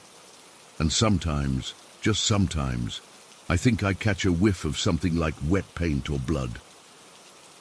Story 7. I've never told anyone about this. For years I've convinced myself that what I saw was just some weird internet hoax or my eyes playing tricks on me. But I can't shake it anymore. I need to know if anyone else has seen what I have. It started back in 2014. I was living in Harborview, this small coastal town where nothing ever happens. I had just graduated college with a useless degree and moved back in with my parents while trying to figure out my life. Like most people my age, I spent way too much time online. I've always had this morbid curiosity. Maybe it's weird, but death fascinates me. Not in a sick way. I don't enjoy seeing people die. But there's something about witnessing that moment when someone is here 1 second and gone the next that makes you confront your own mortality. So yeah, occasionally I'd find myself in those darker corners of the internet, watching compilation videos of accidents, suicides, murders. You know the ones. That night in June 2014, I couldn't sleep. The sound of waves crashing against the harbor wall kept me up, so I grabbed my laptop and started browsing. I ended up on one of those death compilation sites, the kind that shows real footage of people's final moments. I'm not proud of it, but I was bored, and my curiosity got the better of me. I remember the first video clearly. It was footage of a highway accident in Russia from a dash cam.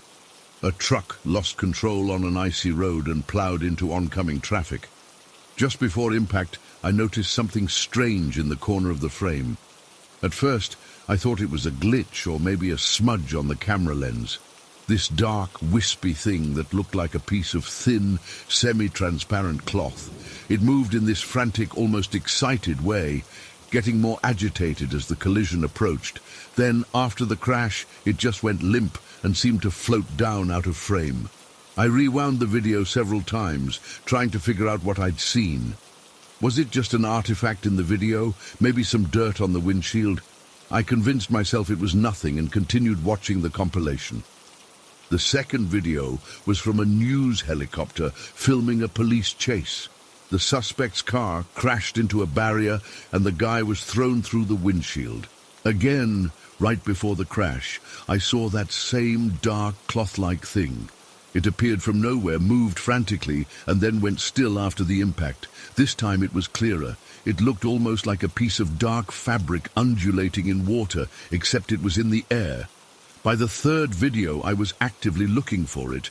This one showed a shooting at a convenience store from a security camera. And there it was again. That dark entity, moving excitedly before the trigger was pulled, then suddenly going limp after the victim fell. I spent the entire night watching these videos, my stomach turning more with each one. Not just from the graphic content, but from what I was seeing. By morning, I had identified this strange entity in 4 different videos. Each time, it appeared just moments before death, moved frantically, as if anticipating what was about to happen, and then went limp immediately after the person died.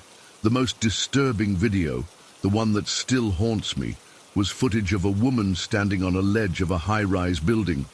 People below were recording on their phones, which is fucked up, but that's humanity for you. I almost missed it at first, but then I saw it. That same dark, cloth-like entity was actually climbing up the side of the building. It wasn't just floating this time. It was deliberately moving upward, getting closer to the woman. When she jumped, the entity seemed to flutter down alongside her, going limp the moment she hit the ground. I couldn't sleep for days after that. I kept seeing that thing in my mind, climbing up the building like it was hungry for what was about to happen. I started researching, trying to find any information about this phenomenon. I trawled through forum posts, read comments on all these videos, searching for anyone who mentioned seeing what I saw. Nothing. Not a single person commented on these strange, dark entities. I even created throwaway accounts on Reddit and 4chan to ask if anyone else had noticed these things in death videos. My posts were either ignored or mocked. One guy told me I was probably just seeing compression artifacts in low-quality videos. Another suggested I was experiencing pareidolia, when your brain tries to find familiar patterns in random noise. A few people said I was crazy or needed therapy. Maybe they were right. Maybe I was losing it. But I know what I saw. For weeks, I became obsessed. Every night I'd search for more death videos, specifically looking for this entity. Sometimes I'd find it, sometimes I wouldn't. I started to notice patterns. The entity appeared more often in videos where the death was sudden and violent. It rarely showed up in footage of elderly people dying peacefully, and it seemed more visible in outdoor settings than indoor ones. My parents started to worry about me. I barely left my room, hardly ate. My mum would knock on my door, asking if I was okay, and I'd mumble something about job hunting online. How could I tell her I was spending my nights watching people die, searching for these things that might not even exist?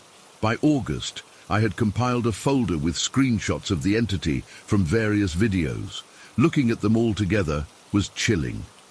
Despite the different locations, times, and circumstances, the entity always looked similar, like a piece of dark, semi-transparent cloth that moved with purpose. One night in late August, I was on a video chat with my friend Mike from college. I hadn't told anyone about what I'd been seeing, but I was starting to crack under the weight of it all. After a few beers, I confessed everything to him. "You've been watching too many horror movies, man," he said, laughing it off. But when he saw how serious I was, he asked me to send him links to the videos. I did. He called me back 20 minutes later, his face pale on the screen. "I don't see anything, Alex," he said. "There's no black cloth thing in any of these videos." I couldn't believe it. I opened the videos myself, and there they were, those dark entities, clear as day to me. But Mike couldn't see them, even when I took screenshots and circled exactly where they appeared. That's when I really started to freak out. Was I hallucinating? Was there something wrong with my brain? I scheduled an appointment with my doctor, who referred me to an ophthalmologist. My eyes were fine. I considered seeing a psychiatrist, but was afraid they'd think I was psychotic. By September, I forced myself to stop watching these videos. I deleted my folder of screenshots, cleared my browsing history, and tried to forget about the whole thing. I got a job at the local hardware store, started dating a girl named Rachel, and did my best to return to normal life. For almost a year, I was successful. I didn't think about those entities, didn't watch death videos, didn't even browse morbid content online. I moved out of my parents' house into a small apartment near the harbor. On clear nights, I could see the lighthouse beam sweeping across the water from my window. Life was getting better. Then, in July 2015, everything changed again. Rachel and I were at her place watching TV when a breaking news alert interrupted the program. There had been a mass shooting at a movie theater a few states over. Before I could grab the remote to change the channel, they showed cell phone footage from inside the theater, and there they were, not just one, but dozens of those dark, cloth-like entities swarming around the theater, moving frantically as shots rang out. I froze, my heart pounding in my chest. Rachel was saying something about how awful it was, but I couldn't hear her over the ringing in my ears. She didn't see them. No one saw them but me. I excused myself to the bathroom and splashed cold water on my face. When I looked in the mirror, I saw something that made my blood run cold. Behind me, one of those dark entities was floating near the ceiling. It wasn't moving frantically like the ones in the videos. It was almost still, just gently undulating like seaweed in calm water. I spun around, but there was nothing there. When I looked back at the mirror, it was gone. I broke up with Rachel the next day.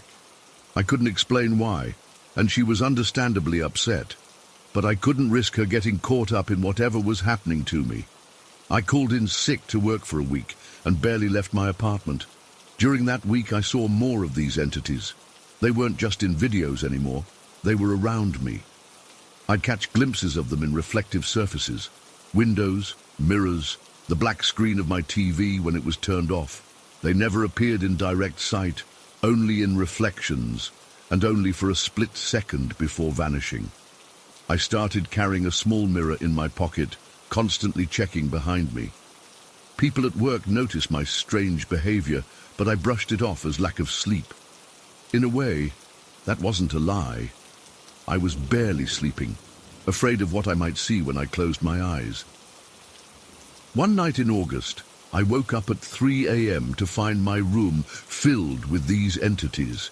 They were everywhere, floating near the ceiling, hovering in corners, all moving slowly, almost lazily. I lay perfectly still, afraid that any movement might attract their attention. After what felt like hours, they gradually faded away as dawn broke. That morning, I received news that my grandfather had died peacefully in his sleep at a nursing home in another state. He was 92 and had been ill for some time. I hadn't seen him in years, but the timing was too much of a coincidence to ignore. A terrible thought occurred to me. What if these entities weren't just appearing before deaths I witnessed in videos? What if they were somehow connected to deaths that would affect me personally? My grandfather had died the same night my room was filled with these things. I called my parents to tell them I'd be coming to the funeral, then packed a bag. Before leaving, I took one last look in my bathroom mirror. Behind me, floating in the corner of the ceiling, was one of the entities. But this time, it wasn't moving slowly. It was moving frantically, excitedly, just like in those death videos. I ran out of the apartment without looking back. I drove straight through to my parents' house, 12 hours away. The whole journey, I kept checking my rear-view mirror, not just for other cars, but for any sign of those entities. Several times I thought I saw dark shapes moving at the edge of my vision, but when I turned to look, there was nothing there. The funeral was a somber affair. I hugged relatives I barely recognized, accepted condolences from people whose names I didn't remember. Throughout the service, I kept scanning the church, looking for any sign of those dark, cloth-like things. Nothing. After the burial, we returned to my parents' house for the reception. I was standing in the kitchen, pouring myself a glass of water, when I glanced out the window and saw one. It was in the backyard, moving slowly near my father's old oak tree. As I watched, it began to move more frantically. My heart nearly stopped. Who was going to die? Was it my mom? My dad? Me? I rushed outside to the backyard, desperate to... What? I don't know what I thought I could do. As soon as I stepped outside, the entity vanished. I stood there breathing heavily, probably looking like a lunatic to anyone watching from the house. My cousin found me there a few minutes later, staring at the empty air where the entity had been. "You okay, Alex?" he asked. "You look like you've seen a ghost." "I'm fine," I lied. "Just needed some air." That night I couldn't sleep. I lay on my childhood bed, staring at the ceiling, waiting for something to happen. Around 2 a.m., I heard a crash from downstairs. I bolted upright, my heart pounding. There were voices, my mum crying, my dad shouting for someone to call 911. I ran downstairs to find my Uncle Bill collapsed on the floor. He'd gotten up for a glass of water and had a massive heart attack. By the time the ambulance arrived, he was gone. As the paramedics were taking him away, I saw it, an entity floating near the ceiling, now completely limp like a piece of cloth that had lost whatever animated it. That was 5 years ago. I don't live in Harborview anymore. I don't live anywhere for very long. I move every few months, trying to outrun these things, but they always find me. I've stopped looking for them in videos or reflections. I don't need to. They show up on their own now. Sometimes I'll go weeks without seeing one, and I'll start to believe that maybe it was all in my head after all. Then I'll catch a glimpse of dark movement in a store window, or see one hovering in the background of a photo I've taken. The worst part is not knowing what they want or why I can see them when no one else can. Are they causing these deaths? Feeding off them? Or are they just observers, drawn to the moment when life ends? And why me? What made me able to see them? I'm writing this now because yesterday I saw one moving frantically outside my current apartment. I don't know who's going to die, but someone will. They always do when the entities move like that. I just need to know if anyone else has seen them, these dark, cloth-like things that appear before death. Please, if you have, tell me I'm not crazy. Tell me I'm not alone in this, because I don't know how much longer I can live like this, constantly surrounded by these harbingers of death that only I can see. Story 8. I've avoided talking about this for months because I'm not sure anyone would believe me. It happened back in April when my junior class went on a field trip to Coldwater Cave, a place with a pretty dark history that's about an hour's drive from our school. I've never been into crowded places or people touching me. It's just something I've always hated, so field trips aren't exactly my favorite thing. But everyone was going, and I didn't want to be the only one sitting back at school doing busy work. For those who don't know, Coldwater Cave used to be this underground speakeasy during Prohibition. The locals turned these natural limestone caves into a secret bar where people could drink without getting caught. Our history teacher, Mr. Brennan, was super excited about it because apparently someone was murdered there in the 1920s. Some gangster who owed money to the wrong people. They found his body wedged in one of the narrow passages. At least that's the confirmed death.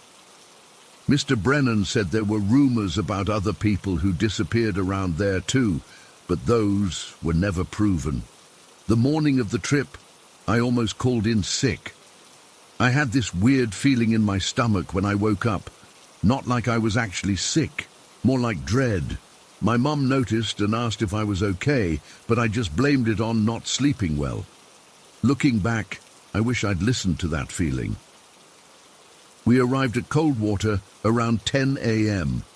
The entrance to the cave is built into this hillside with a little visitor center on top where they gave us the safety lecture. The whole time, Aidan and Tyler were making stupid ghost noises behind me, and Ms. Peterson had to tell them to shut up like 3 times. The tour guide, this older guy with a grey beard named Bill, kept talking about how we needed to stay with the group because parts of the cave system were still unmapped and potentially dangerous. As we lined up to go in, I made sure to position myself at the back of our group of 20-something students. This way, no one would be behind me, bumping into me or whatever. Plus, I could hang back a little without anyone noticing. The entrance to the cave was this narrow doorway built into the rock face, and right when I stepped through it, the temperature dropped like 20 degrees. Bill said the cave stays at a constant 52 degrees year-round, but it felt way colder than that to me. The first part of the tour was actually pretty interesting. The main chamber had these incredible stalactites hanging from the ceiling, and Bill showed us where the original bar was set up. They'd restored some of it, not to serve alcohol, obviously, but to show what it was like back then. There were old photos on the wall showing people in 1920s clothes partying in the cave. The lighting was all these dim yellowish lamps that created creepy shadows everywhere, meant to recreate the original atmosphere. I was keeping my distance from everyone, especially Madison and her friends, who kept shrieking at everything Bill said that was remotely creepy. We moved deeper into the cave system, and Bill was explaining how bootleggers would use the back passages to escape if police raided the place. The passage narrowed as we walked, and the ceiling got lower in some spots. Water was dripping in various places, leaving shiny wet patches on the stone floor. That's when it happened. We were maybe 40 minutes into the tour in this area Bill called the lounge, where people used to play cards and smoke. Everyone was bunched around this display case with old whiskey bottles and playing cards they'd found during excavation. I was standing a few feet back from the group, looking at these weird shadows on the cave wall, when I felt it. It was like someone had taken an ice cube and pressed it against the spot where my neck meets my shoulder. I jumped and reached up to touch it, expecting to find my shirt soaked. But there was nothing there, completely dry. The cold sensation didn't stop, though. It moved down my shoulder, like icy fingers sliding across my skin. I whipped around thinking one of the boys was messing with me, but there was nobody there. Just the empty passage we'd walked through to get to this chamber. I stood there for a second, completely confused. I thought maybe water had dripped from the ceiling, but when I looked up, that part of the ceiling was dry. Plus, water doesn't move like that. It doesn't slide across your skin in a deliberate way. My heart started beating really fast, and I hurried to catch up with the group. I tried to pay attention to what Bill was saying about how people died trying to find secret passages during police raids. But I kept feeling like someone was watching me. The cave suddenly seemed much darker and more confining than before. I kept glancing behind me, but the passage remained empty. About 10 minutes later, we moved into what used to be a storage area for the illegal alcohol. It was this small circular room with natural shelves in the rock walls. Bill was showing us marks on the wall where shelves had been installed, and everyone was clustered around him. I was standing at the back again, trying to peer over Zach's shoulder since he's like 6'2", and blocking everything. That's when everything got weird. I completely blanked out for what felt like a minute or two. It was like my mind just skipped ahead. 1 second I was standing there trying to see past Zach, and the next I was staring at the cave wall with no memory of turning around. I felt disoriented, almost dizzy. When I turned back to the group, they had already started moving to the next area. I hurried to catch up, feeling really uneasy. As I was walking, it happened. Something cold and firm slapped me on my butt. It wasn't a gentle touch. It was a deliberate slap that made me yelp out loud. I spun around, ready to scream at whoever thought that was funny. But there was nobody there. The nearest person was like 5 feet away, walking in the opposite direction with the tour group. There's no way anyone could have touched me and then gotten that far away in less than a second. It's just not physically possible. But I felt it. It was as real as someone standing right next to me and touching me. The cold lingered, like when you touch metal in winter and the cold sticks to your fingers.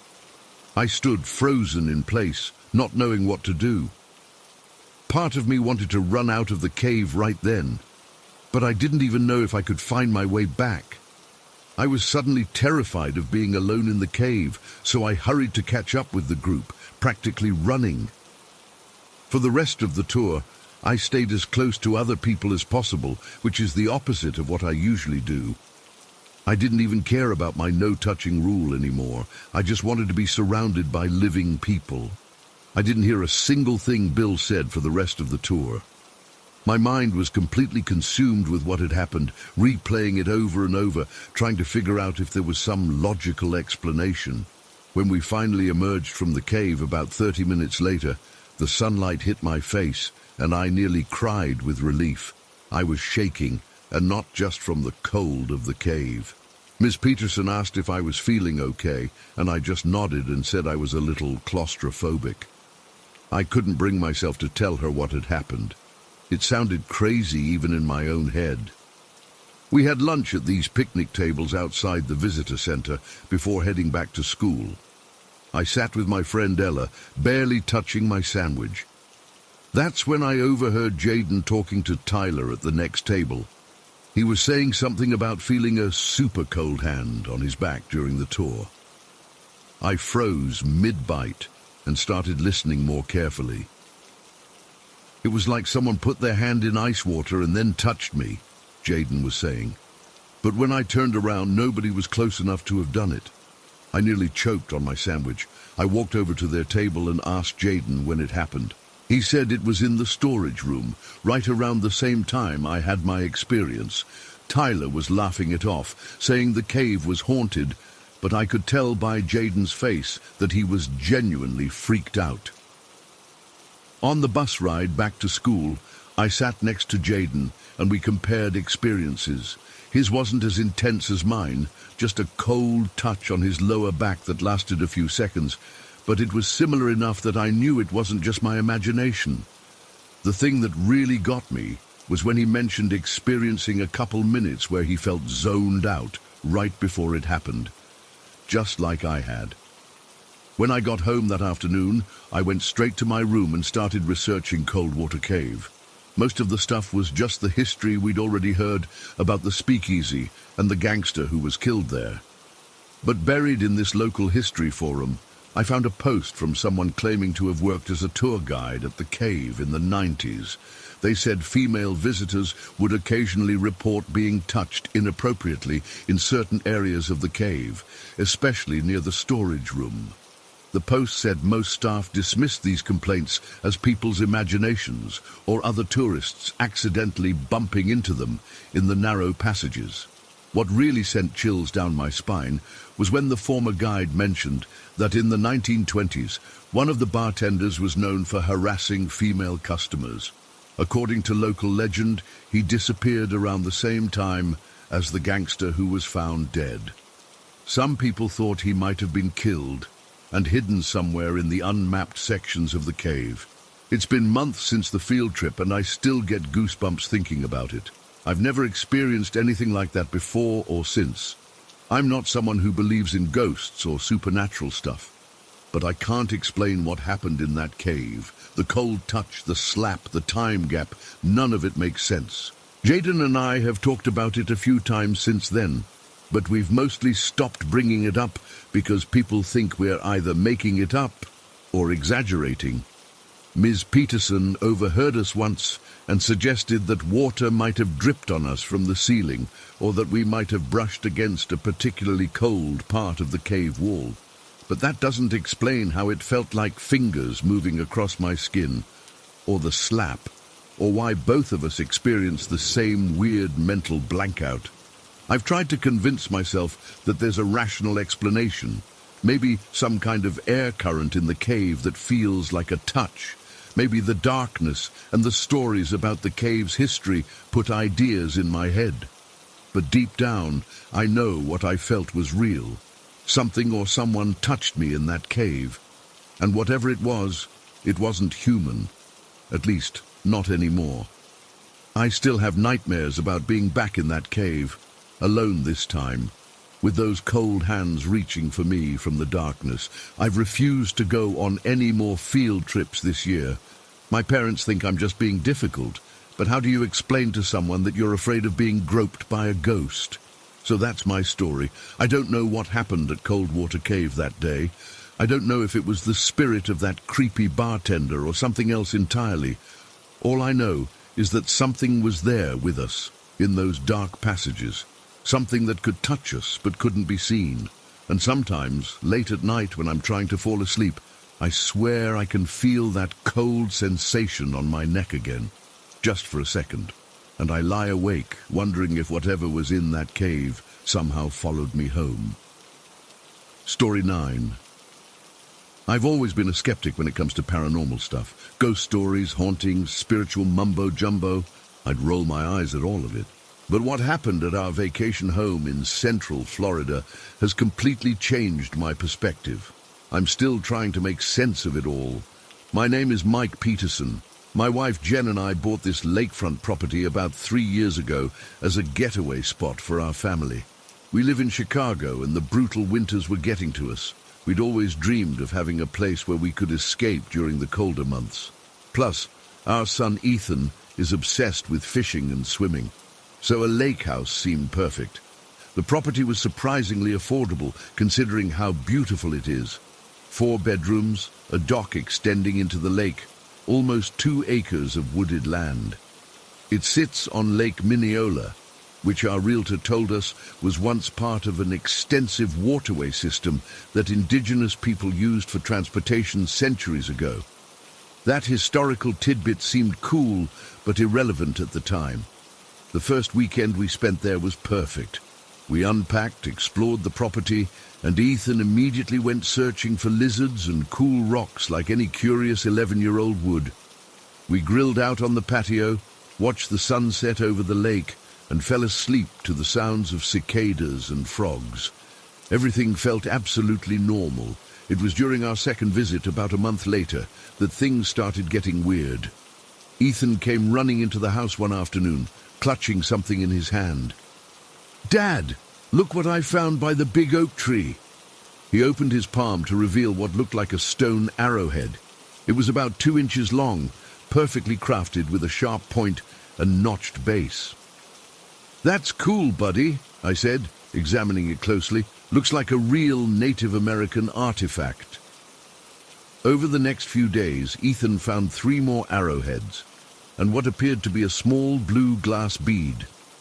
Curious about his discoveries, I did some research online and learned that blue glass beads were commonly traded by Spanish explorers with indigenous tribes in Florida during the 16th century. That's when I decided to dig deeper into the history of our property. I visited the County Historical Society and discovered that our lake house sits on land that once belonged to a Native American tribe called the Potano.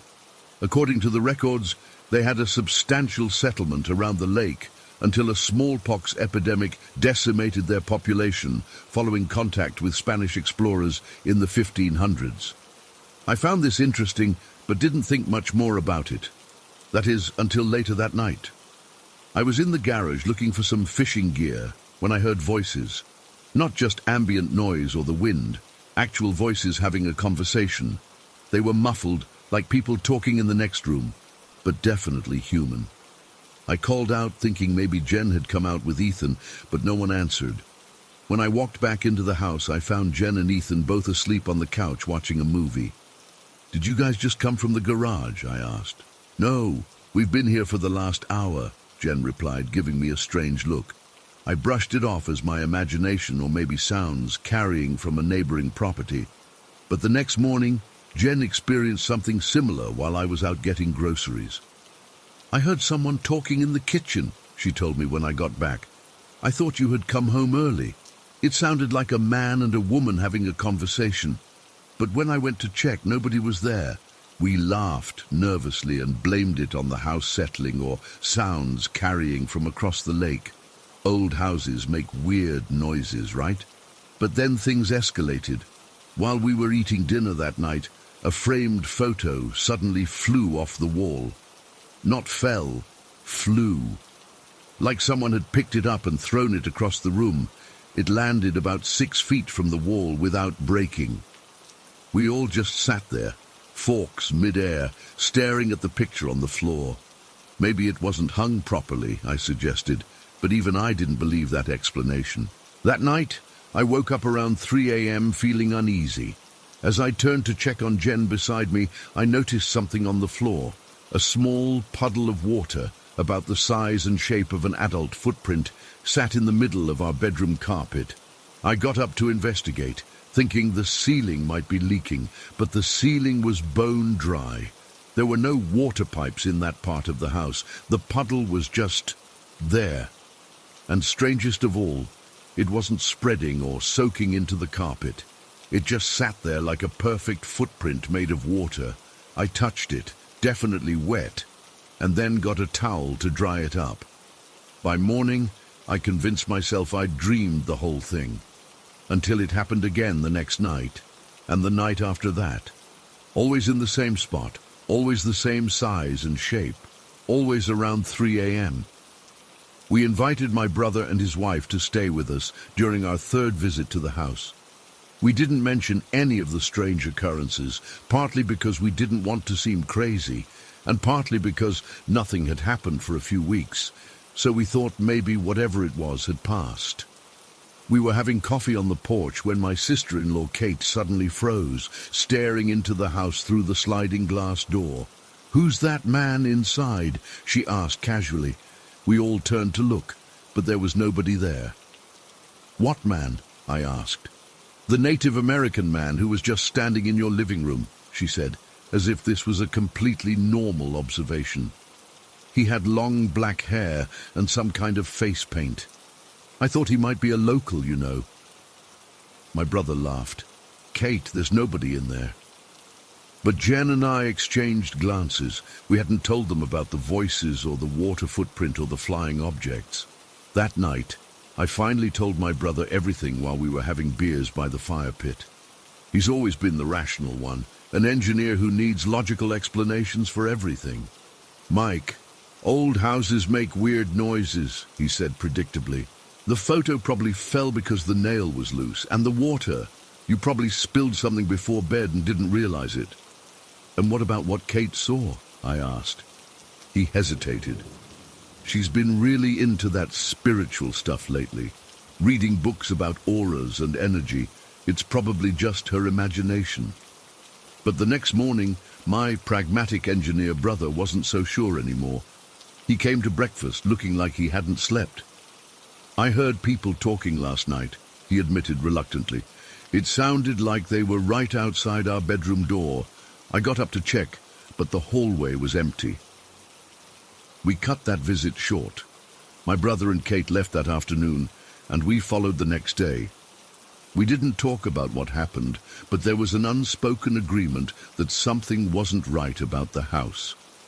During the 3-hour drive home, Ethan asked from the back seat, "Dad, who were those people at the lake house?"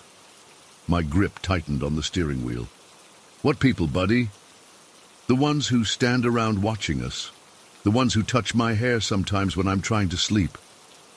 I nearly swerved off the road. Jen turned around to face him. "Ethan, why didn't you tell us about this before?" He shrugged. "I thought you knew they were there. You guys talk to them sometimes." "We do?" I asked, my mouth dry. "Yeah, when you're sleeping. I've heard you talking to them in a different language. We didn't go back to the lake house for almost 2 months after that conversation. I spent a lot of time researching the history of the area and the Potano tribe.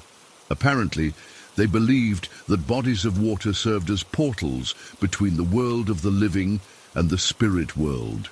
The lake our house sits on was considered especially sacred because of its unusual depth and connection to other waterways.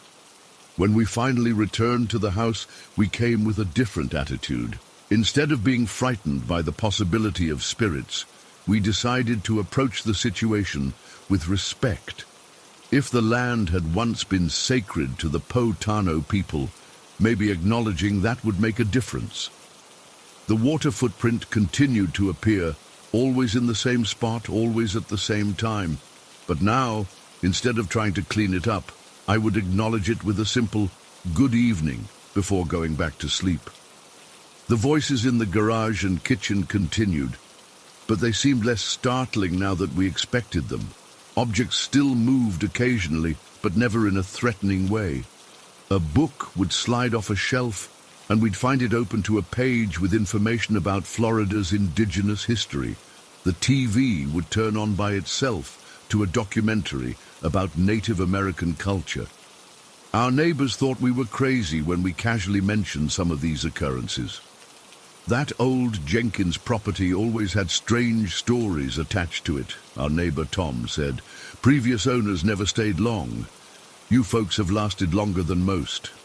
One night, about 6 months after our first strange experience, I woke up to find not just the water footprint on our floor, but a trail of them leading from our bedroom to Ethan's room.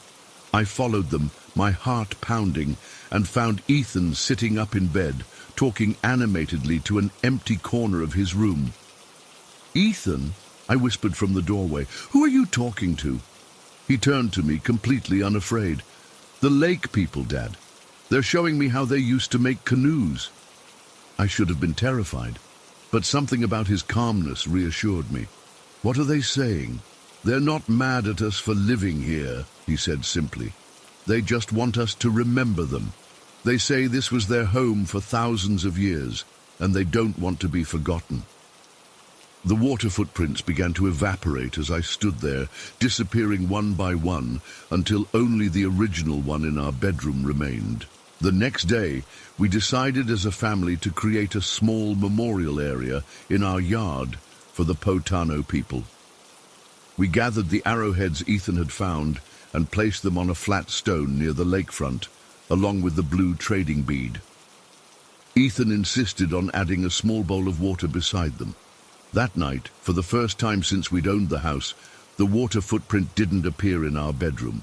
Instead, we awoke to find the bowl of water at the memorial completely empty, despite there being no wind or animals that could have disturbed it. We've owned the lake house for 3 years now. The strange occurrences continue, but they've become part of our experience there, rather than something to fear. Sometimes we'll catch glimpses of figures moving just at the edge of our vision. The voices in the garage and kitchen continue their muffled conversations. Objects still occasionally move on their own. But the atmosphere doesn't feel threatening. It feels alive with history. It's as if our vacation home exists in a place where the past and present overlap, where the veil between worlds has worn thin over centuries. Last weekend, we had a small gathering at the lake house with some close friends. We hadn't told them anything about our experiences, wanting to see if they would notice anything unusual on their own. As we sat around the fire pit after dinner, my friend Steve suddenly pointed toward the lake. "Did you guys just see that? There was someone standing on your dock." Instead of denying it or making excuses, I simply said, "This land has a long history. Sometimes we get visitors from the past." To my surprise, nobody laughed or looked at me like I was crazy. Instead, there were thoughtful nods and a few admissions of their own unexplainable experiences. As we were cleaning up after our guests left, Jen found something on the memorial stone we'd created. Sitting next to Ethan's collection of arrowheads was a perfectly preserved flower, a species I'd never seen before. When I researched it later, I discovered it was a variety that had been extinct in Florida for nearly 300 years. The water footprint appeared again that night for the first time in months, but this time it wasn't alone. A trail of footprints led from our bedroom, through the living room, and out toward the memorial by the lake. They disappeared at the edge of the water, as if whoever or whatever had left them had simply walked into the lake and vanished. I still don't know exactly what's happening at our lake house. I don't know if we're experiencing ghosts, some kind of time slip, or something else entirely. All I know is that our vacation home in Central Florida sits on land where the boundary between past and present, between this world and whatever comes next, isn't as solid as we'd like to believe. The Potano people haven't left. Maybe they can't, or maybe they simply don't want to be forgotten. Either way, we've learned to coexist with them, to respect their continued presence on the land they called home long before we ever arrived. Sometimes I think about selling the place and finding a vacation home with less complicated energy. But then, I remember what Ethan said after talking to the lake people that night. "They're not mad at us, Dad. They just want us to remember them."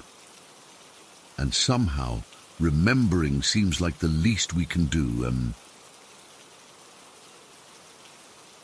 Story 10. I never thought I'd actually share this. It's been over 20 years, and I still get goosebumps thinking about it. I've tried explaining it to friends, but they either think I'm exaggerating or just making it up. I swear on everything I care about that what I'm about to tell you happened exactly as I remember it. This happened back in 2001, during my sophomore year of college. I was 19, living at home to save money while attending the local university. Our house on Merrick Street wasn't anything special, just an old 2-story place built in the 1930s that my parents had bought when I was about 5. By that point, I'd lived there for almost 15 years, so I knew every creak, groan, and settling noise that old house made. It was a Tuesday in October, unusually warm for that time of year. I remember because I'd worn shorts to my morning class and was sweating on the walk home. I had about 3 hours before my shift at the video store started at 5 p.m. My mom was at work until 6, Dad was on a business trip to Cincinnati, and my younger brother Justin had football practice until around 5:30. It was rare for me to have the house completely to myself, and honestly, I was looking forward to it.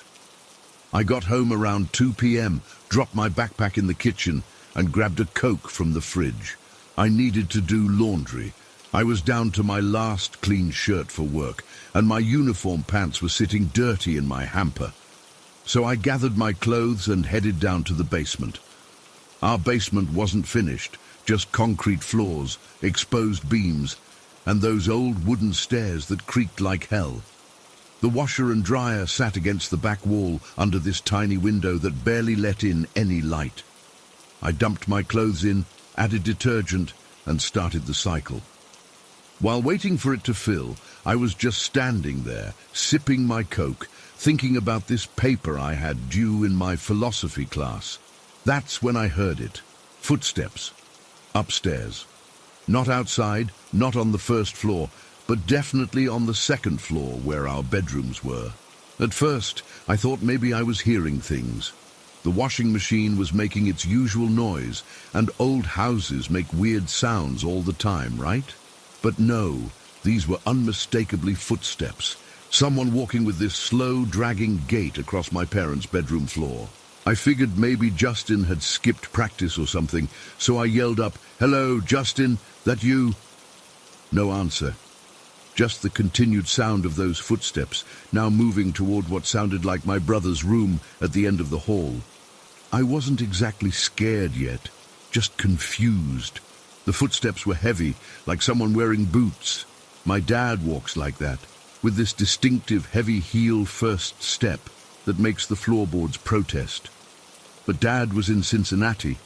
I talked to him that morning before he left. I shut off the washing machine to listen better. The house went quiet for maybe 5 seconds.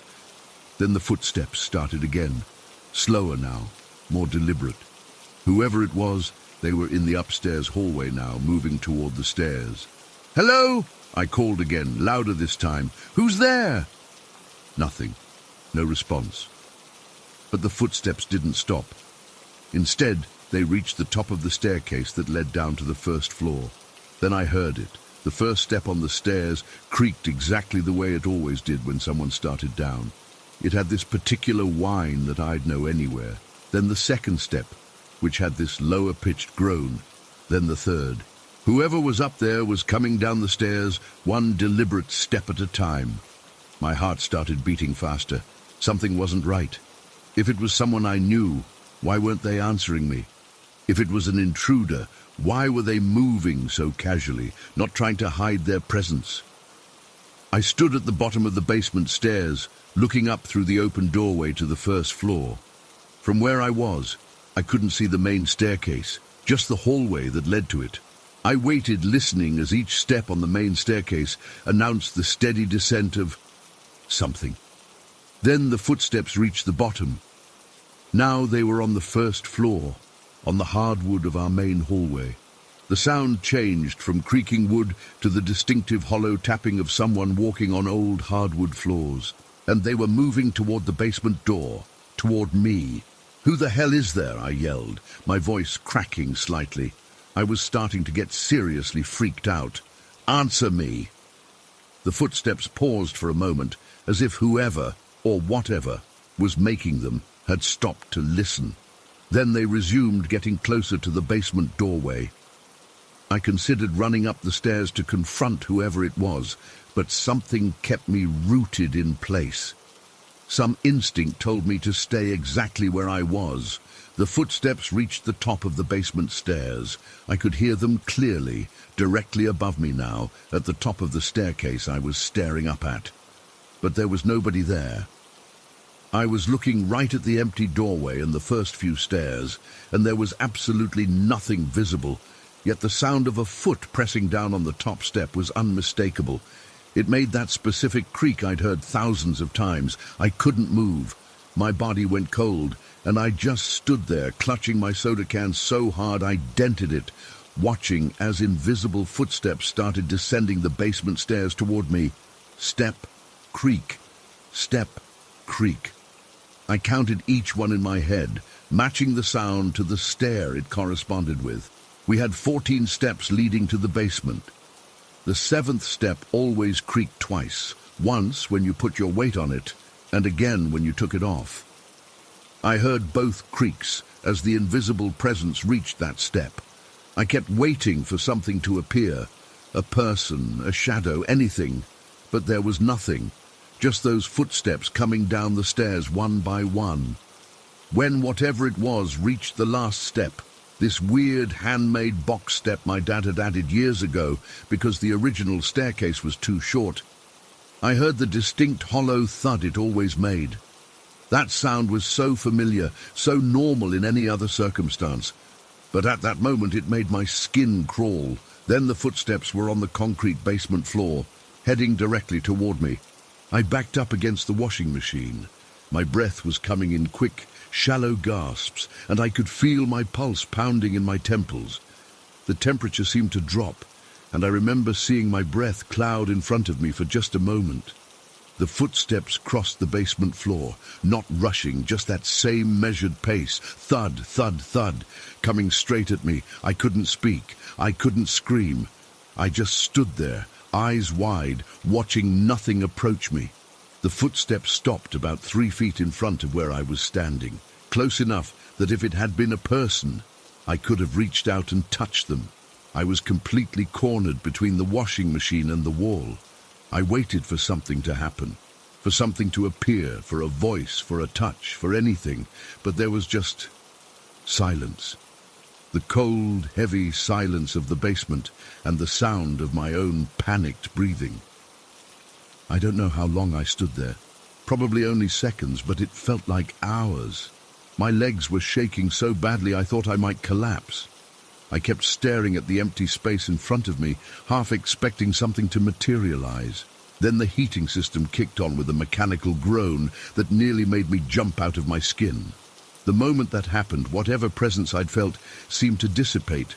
The cold spot in front of me warmed, and somehow I just knew that whatever had been there was gone. I didn't move for another minute or two. When I finally did, I bolted up those basement stairs faster than I've ever moved in my life.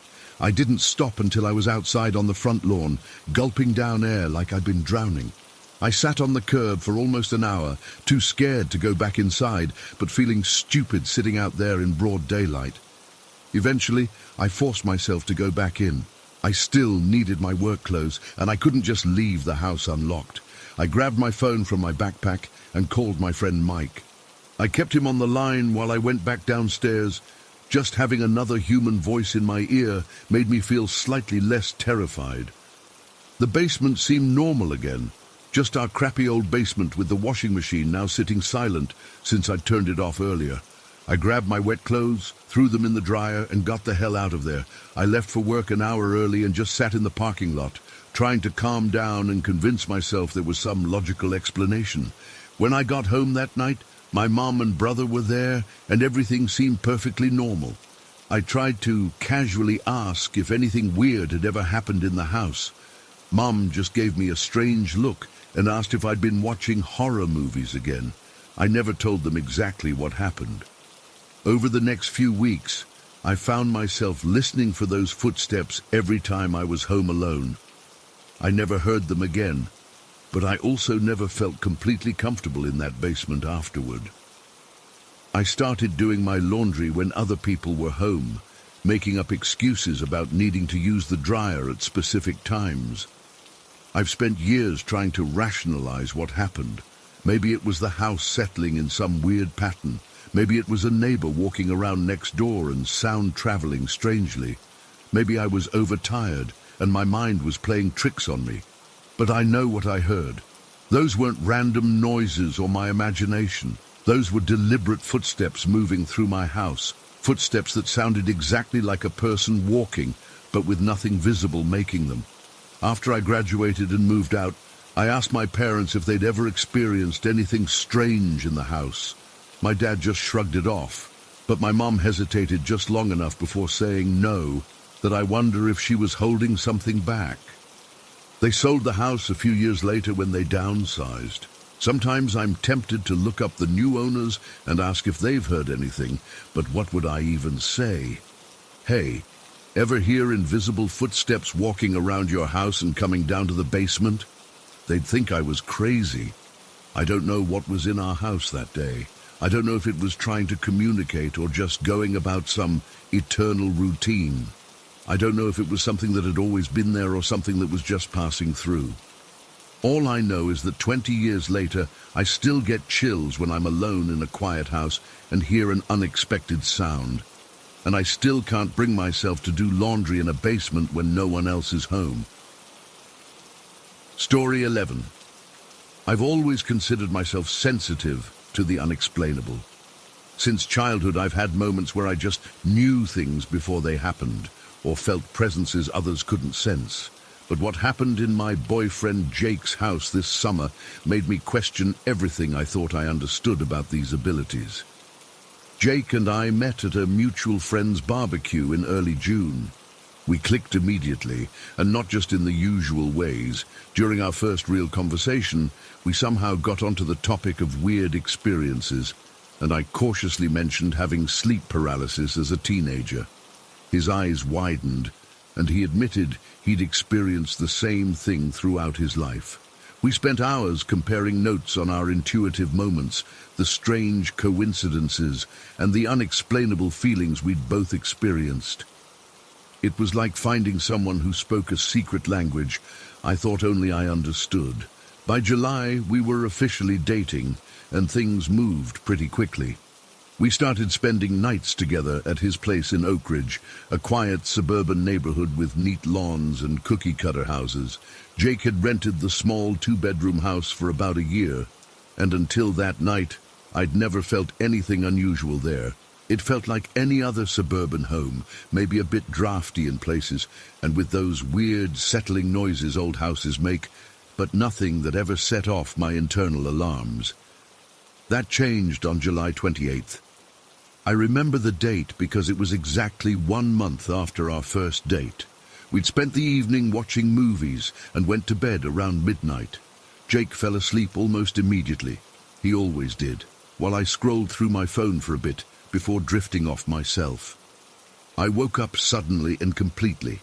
Not the gradual coming to consciousness most people experience, but that jarring, all-at-once awakening that immediately puts you on high alert. The red numbers on Jake's bedside clock read 3:43 a.m. My bladder was uncomfortably full, which explained why I'd woken up. I needed to use the bathroom, which was just down the hall.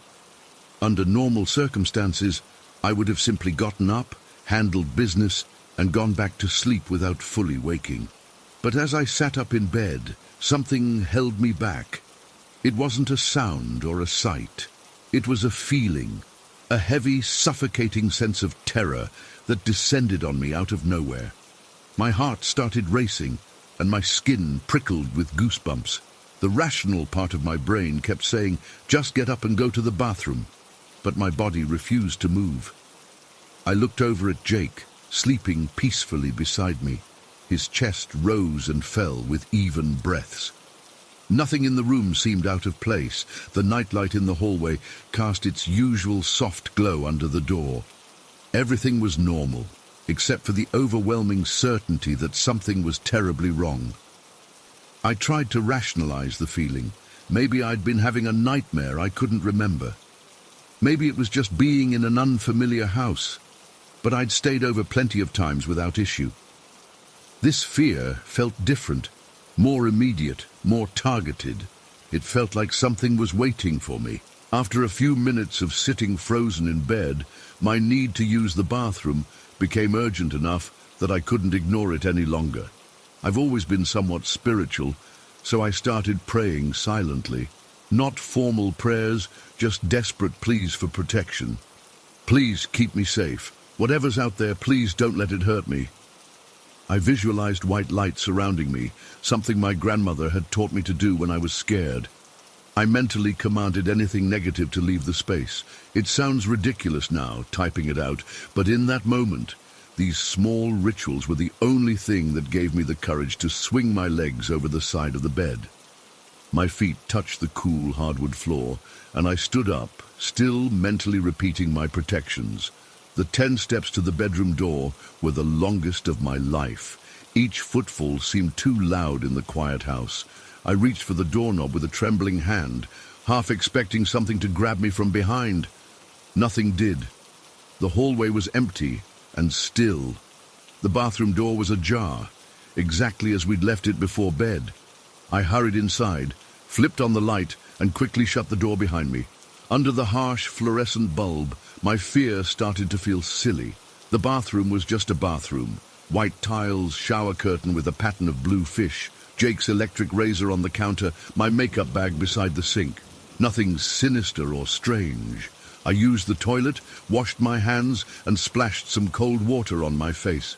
My reflection in the mirror looked normal, if a bit pale.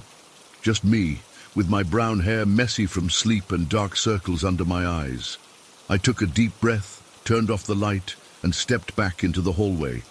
The fear hit me again immediately, not as intensely as before, but enough to make me hurry back to the bedroom.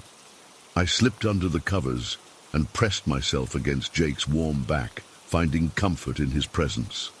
Eventually, my racing heart slowed, and I started to drift back to sleep.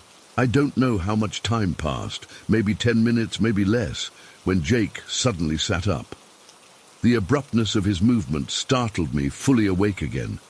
Without a word, he got out of bed and walked to the door. His movements were stiff, not his usual loose-limbed gait.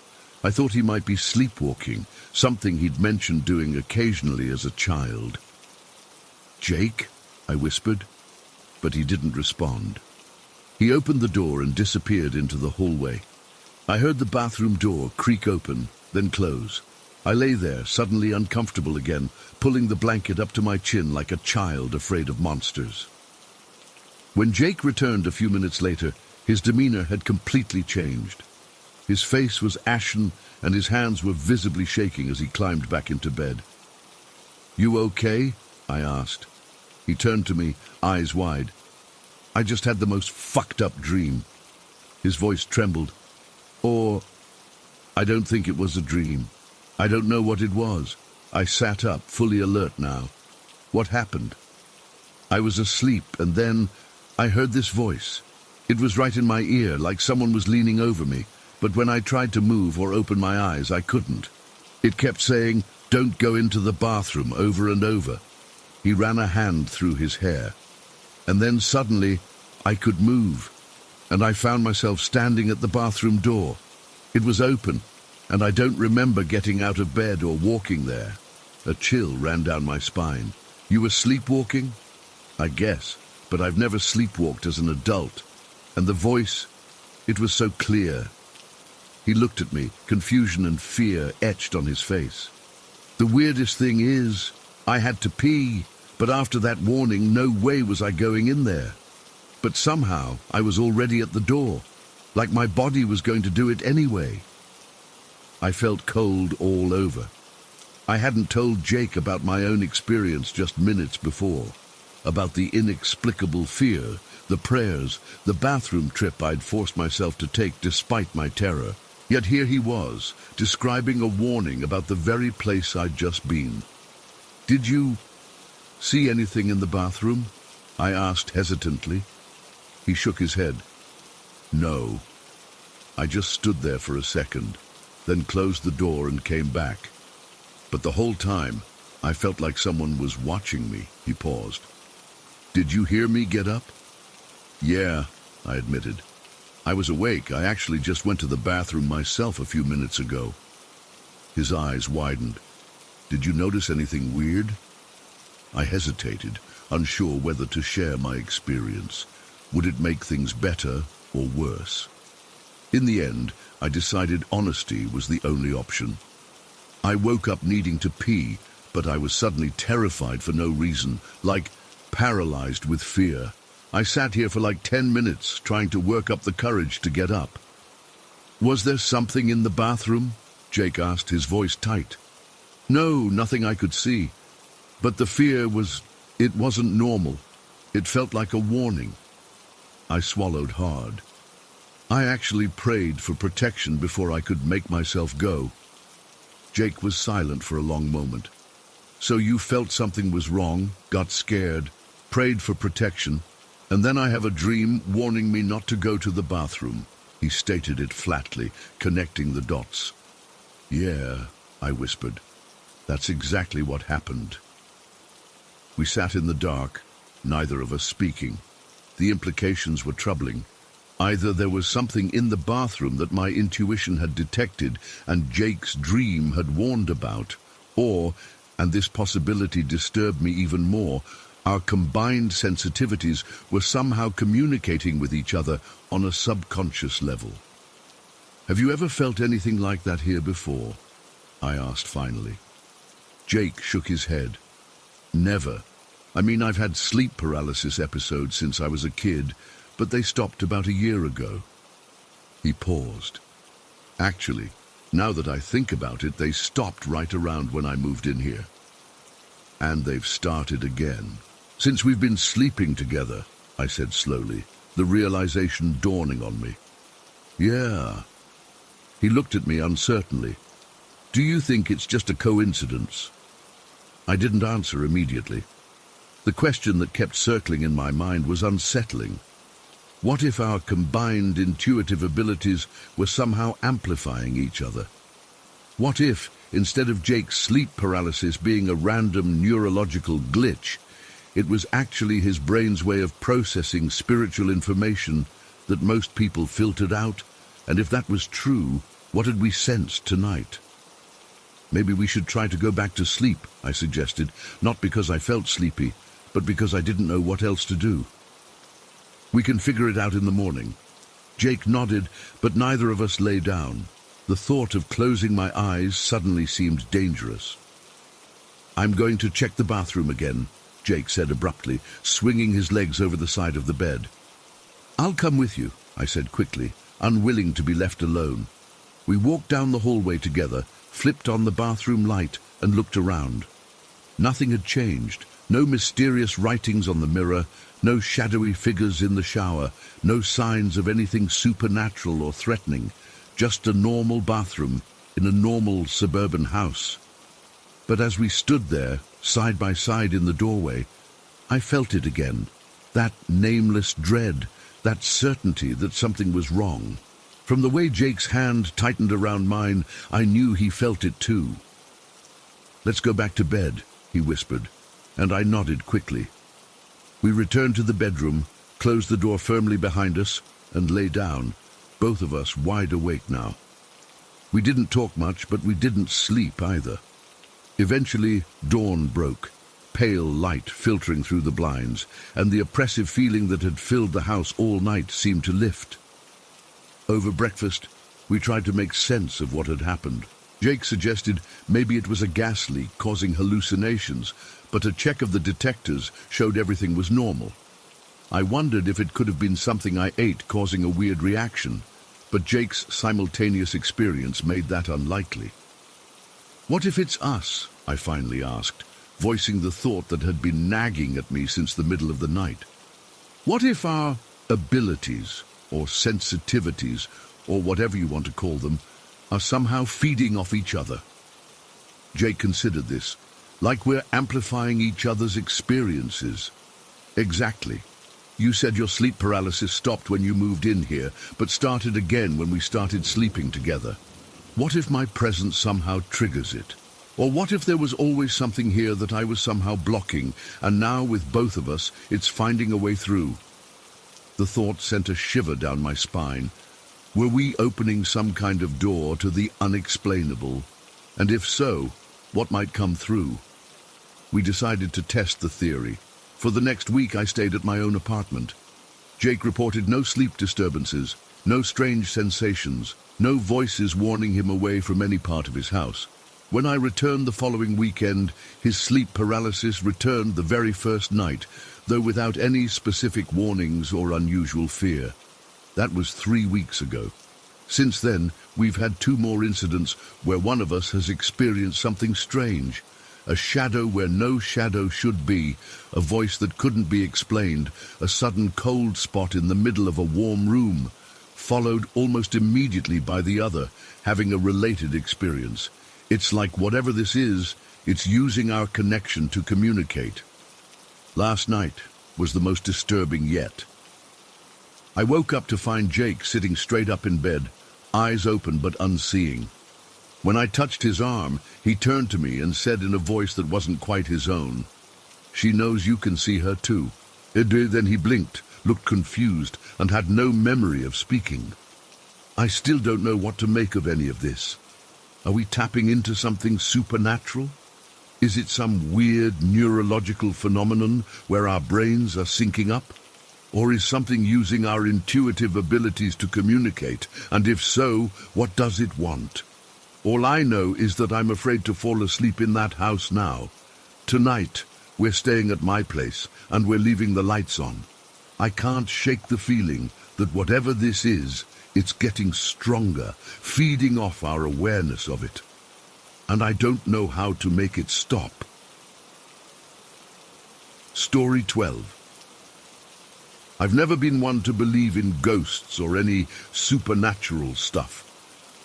I'm not religious either. I call myself a skeptic. I need evidence for things. If I can't see it, touch it, or measure it somehow, I'll struggle to accept it exists. My wife Ellie teases me for being such a boring realist. At least she used to. Now, she doesn't joke about it anymore. We bought this old cottage in rural Shropshire last year. It's about 2 hours from Birmingham, where we both work, but we fell in love with the place immediately. It's got that charming countryside aesthetic, stone walls, wooden beams, creaky floorboards. The estate agent mentioned it was circa 1890s, but some parts looked even older. The previous owners had modernized the kitchen and bathrooms, but kept all the original features. Perfect weekend getaway, we thought. The locals were friendly enough, though sometimes I caught them exchanging glances when we mentioned where we'd bought. Nothing explicit, just knowing looks. I brushed it off as small-town curiosity about the newcomers. The first few weekends were idyllic. We'd go hiking during the day, cook elaborate meals in the evening, then curl up by the fireplace with a bottle of wine. Sometimes our cat Pepper would hunt mice in the garden before settling between us for the night. It was exactly what we'd hoped for when escaping the city. Then came that night in February. I can't explain what happened. I've tried rationalizing it 1,000 times, but nothing makes sense. It was a Thursday. We'd decided to extend our weekend by taking Friday off, so we drove up after work. The cottage was cold when we arrived. The heating system is temperamental at best, so I got a fire going while Ellie unpacked groceries. After dinner, we watched some Netflix documentary about deep-sea creatures that put Ellie to sleep on the couch. I woke her around 9:30, and we headed up to bed.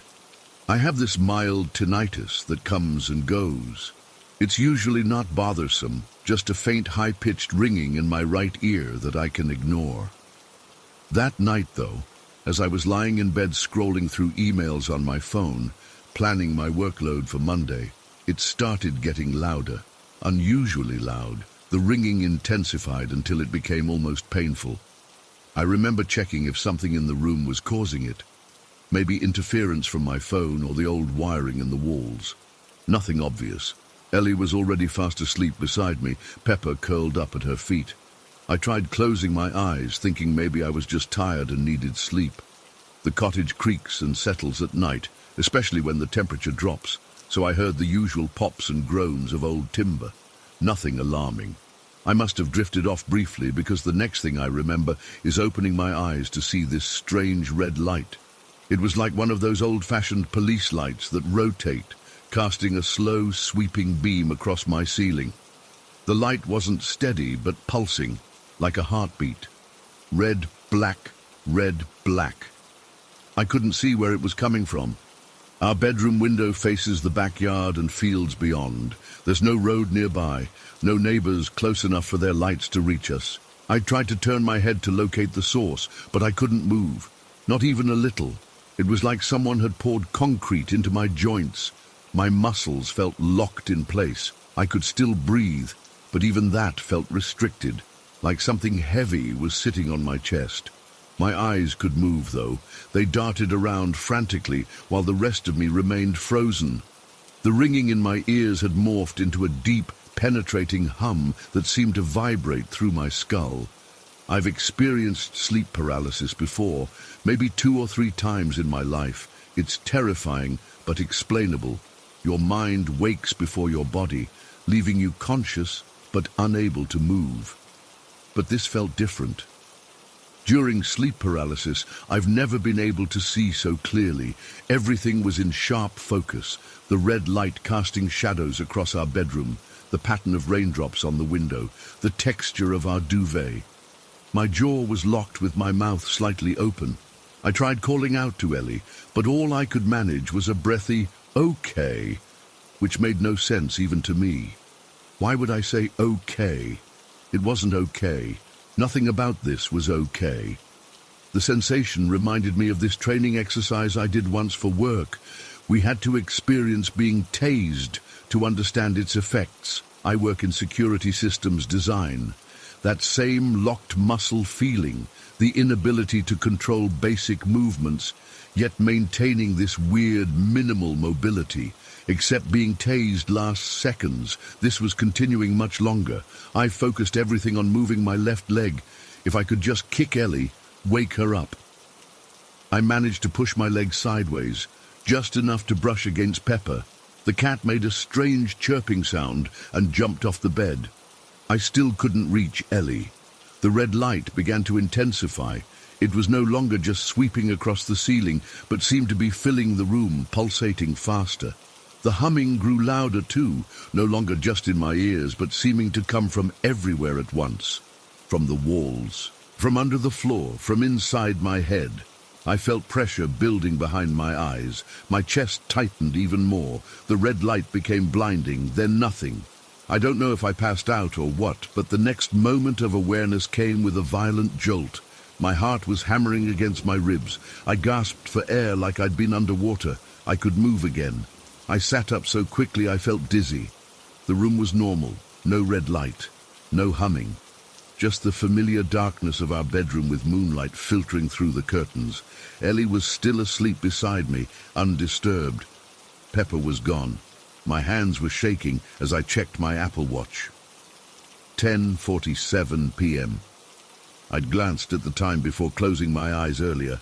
It had been just after 10. The whole episode had lasted maybe 15 minutes at most. What freaked me out more was my heart rate data. Despite feeling like my heart was about to explode out of my chest, the watch showed my rate had actually plummeted during those minutes. From my usual resting rate around 68-70 down to 54 BPM. That makes no physiological sense. When you're panicking, your heart rate increases, it doesn't drop. I got up carefully, trying not to wake Ellie, and searched for Pepper. Found him huddled under the guest room bed, fur puffed out, eyes wide. He hissed when I tried to coax him out. This from a cat who normally sleeps on my face.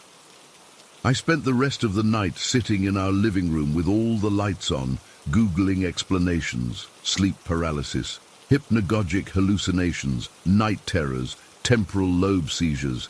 Nothing quite fit what I'd experienced. I didn't tell Ellie the next morning. She noticed I looked exhausted, but I blamed it on work stress.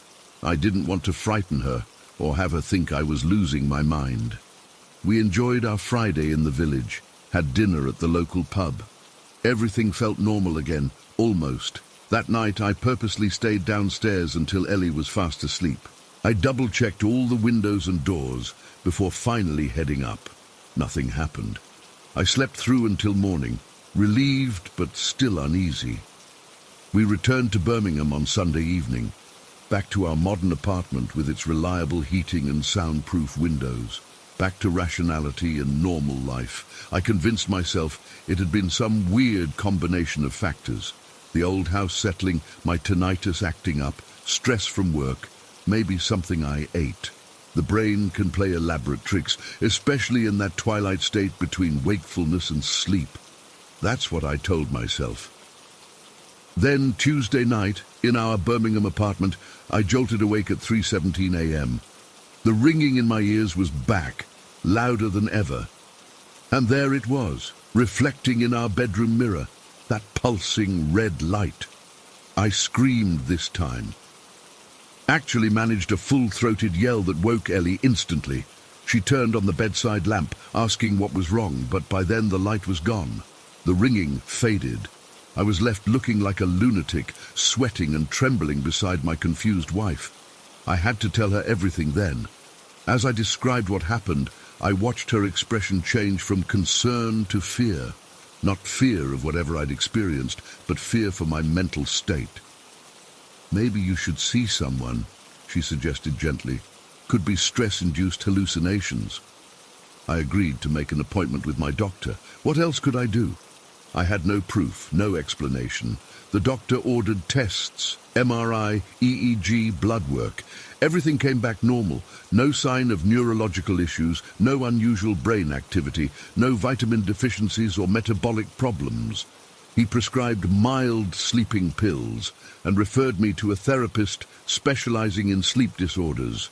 I've been seeing Dr. Winters for 6 weeks now. She's convinced I experienced a particularly vivid episode of sleep paralysis, combined with hypnagogic hallucinations. The red light, the humming, the paralysis. All classic symptoms, apparently. Even the sensation of pressure on the chest is common, often interpreted historically as demons sitting on people's chests while they sleep. The abnormal heart rate reading? Probably a glitch in my Apple Watch. Technology isn't infallible. It's a neat, rational explanation that should satisfy me. It almost does, except for 3 things. First, Pepper won't enter our bedroom anymore, not even in Birmingham. He sleeps in the hallway just outside our door, but won't cross the threshold. Second, the previous owners of the cottage contacted us last month, asking if we'd noticed anything unusual. They were vague when I pressed for details, just said they were curious how we were settling in. When I mentioned we were thinking of selling, they seemed relieved. And third, most disturbing of all, Ellie woke me 2 nights ago, around 2 a.m. She was sitting up in bed, staring at me with wide eyes. "I saw it," she whispered. "The red light. It was circling the room while you were sleeping. I couldn't move. I couldn't wake you. I don't know what's happening to us. We've put the cottage up for sale, but I'm not sure that will solve anything. Whatever this is followed us to Birmingham once already. The rational part of my brain is still searching for explanations. Shared delusion, environmental toxins, some weird psychological phenomenon.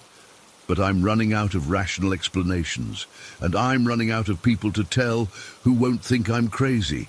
I'm writing this now because I need someone to know what's happening, in case it gets worse, in case next time one of us doesn't wake up. The realtor is showing the cottage to potential buyers tomorrow. I haven't told them anything. What could I say? That sometimes around 10 p.m. you might see a strange red light and feel yourself paralyzed. That would go over well. So I sit here waiting for night to fall, wondering if I'll hear that ringing again, if I'll see that light again. I've set up cameras in our bedroom, motion sensors, audio recorders. If something happens, I'll have evidence. Unless, of course, nothing shows up on the recordings. Unless it's all in my head. But Ellie saw it too now. And Pepper knows something isn't right. I never believed in the supernatural. I'm still not sure I do. But something is happening that I can't explain. And it's following us home. Story 13. I never believed in black magic. Not really, anyway.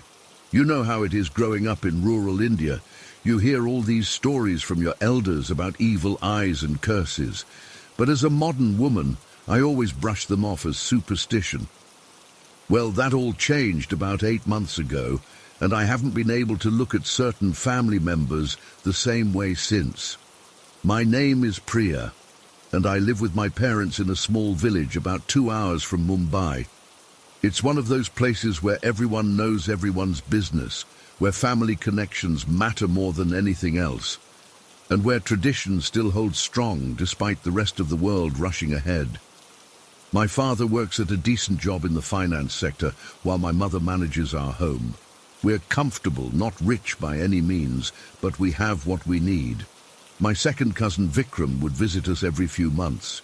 He's around 30, always struggling to find stable work, and would come by mainly to ask my father for job referrals or connections. He seemed normal enough, quiet, polite, would take tea when offered, and make small talk about relatives or village gossip. Nothing about him ever struck me as particularly off. Until that day. It was a Tuesday in August, hot and muggy like you wouldn't believe. My mother had gone to visit her sister, who lived about an hour away, planning to stay overnight. It was just me and my father at home when Vikram showed up unannounced around midday. My father welcomed him in as usual. Family is family after all. And they sat in our small living room discussing job prospects. I was studying for my university exams in my room, but came out to serve them chai and snacks.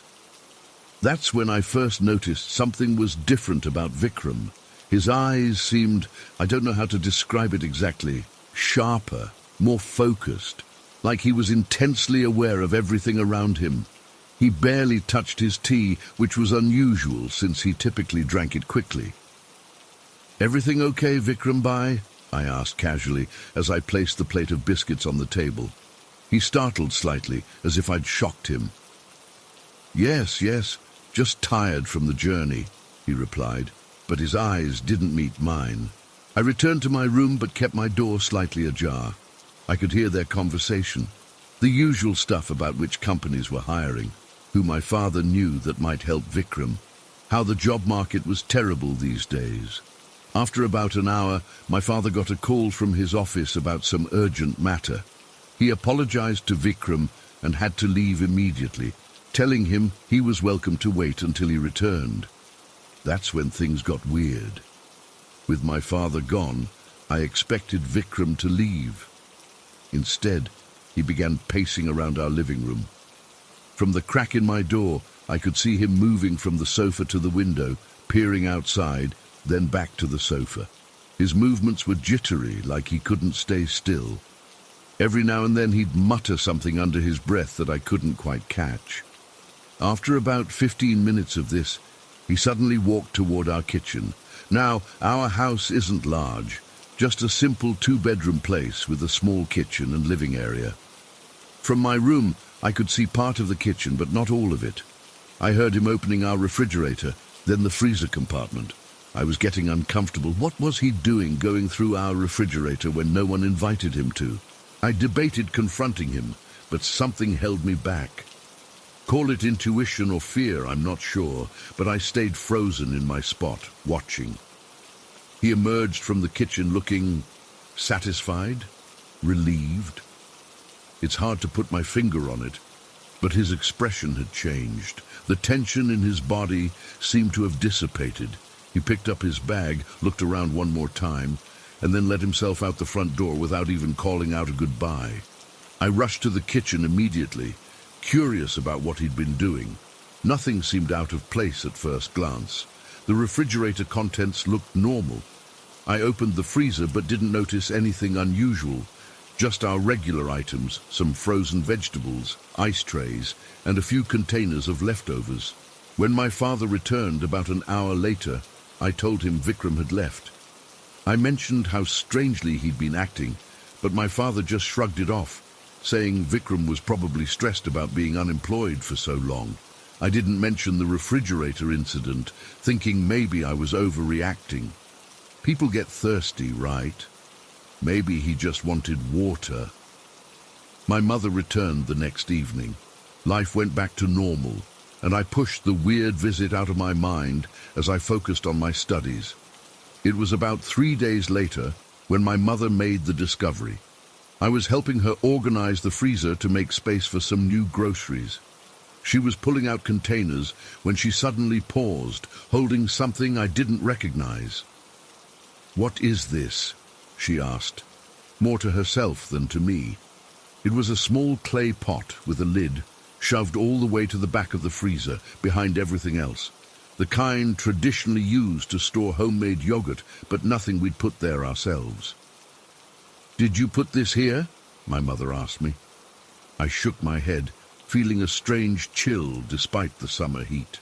"No, I've never seen it before." My father came into the kitchen and my mother showed him the pot. He was equally confused, claiming no knowledge of it. We stood there, the three of us, staring at this mysterious clay pot that had somehow appeared in the deepest corner of our freezer. My mother gingerly removed the lid. Inside was what looked like homemade yogurt, thick and white, but frozen solid. The smell was normal, like regular yogurt, but there was something unsettling about finding food none of us had placed there. "This is strange," my mother muttered.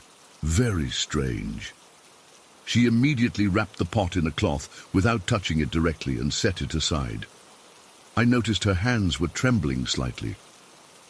That evening, my mother visited our neighbor, Auntie Mina, who had lived in our village her entire life. When she returned, her face was pale. "Auntie Mina says this is high-quality homemade yogurt, the kind made in households with cow farms," she told us quietly, "like where Vikram's family lives in the suburbs." I immediately thought back to Vikram's strange behavior, his trip to our kitchen, the way he'd seemed relieved afterward. I told my mother about his visit, how he'd been alone in the house, how he'd gone to the kitchen and opened the refrigerator. My mother's eyes widened. Without another word, she picked up the wrapped clay pot and said she needed to see someone. My father tried to reason with her, saying we were jumping to conclusions, but the fear in my mother's eyes silenced him. She left with the pot, and I accompanied her. We walked quickly through the dusty village roads as the sun began to set, casting long shadows around us. My mother didn't speak much, just kept a tight grip on the wrapped pot, holding it away from her body. We arrived at a small mud house on the outskirts of the village. This was the home of Naresh Baba, an elderly man known in our community as a spiritual healer or shaman.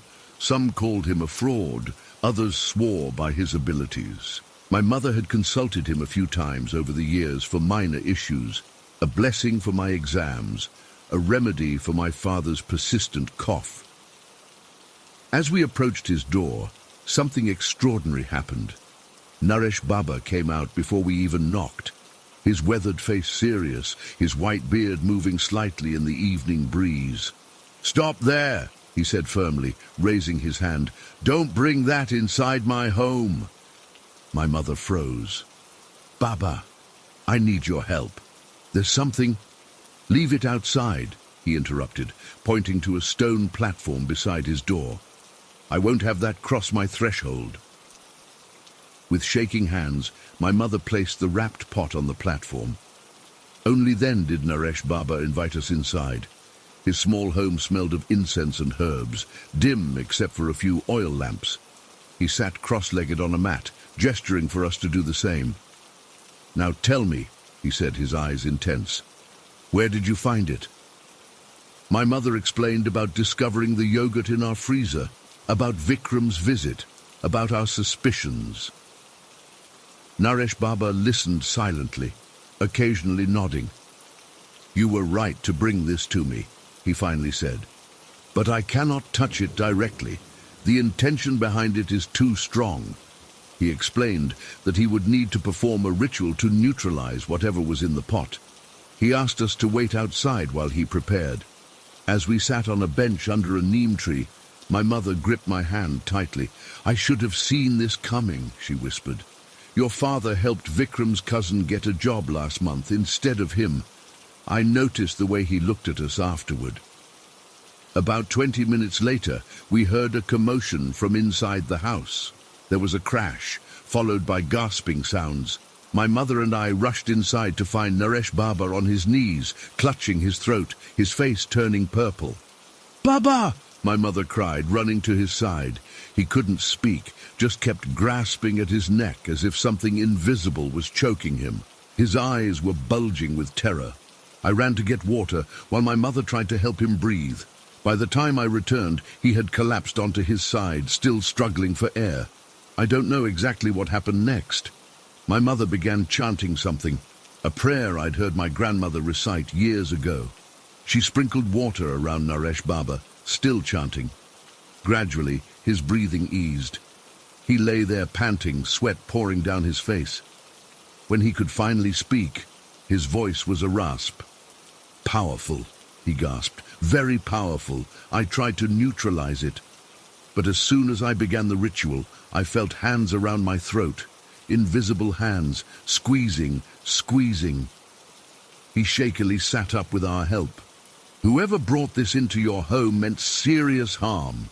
This is not amateur work. The yogurt is a carrier, a vessel for negative energy targeted specifically at your family. Had you consumed it—" He didn't finish the sentence. He didn't need to. My mother asked what we should do. "I will handle it," Naresh Baba said. "But you must leave now. Go straight home. Do not stop anywhere. Take different routes each time you go out for the next week. Keep fresh neem leaves in water at your doorstep. And most importantly, do not invite that person into your home again." On our walk home, my mother was silent, her face set in grim determination. I felt nauseous, thinking about Vikram in our kitchen, placing that pot in our freezer, imagining us consuming it unknowingly. What would have happened? Illness?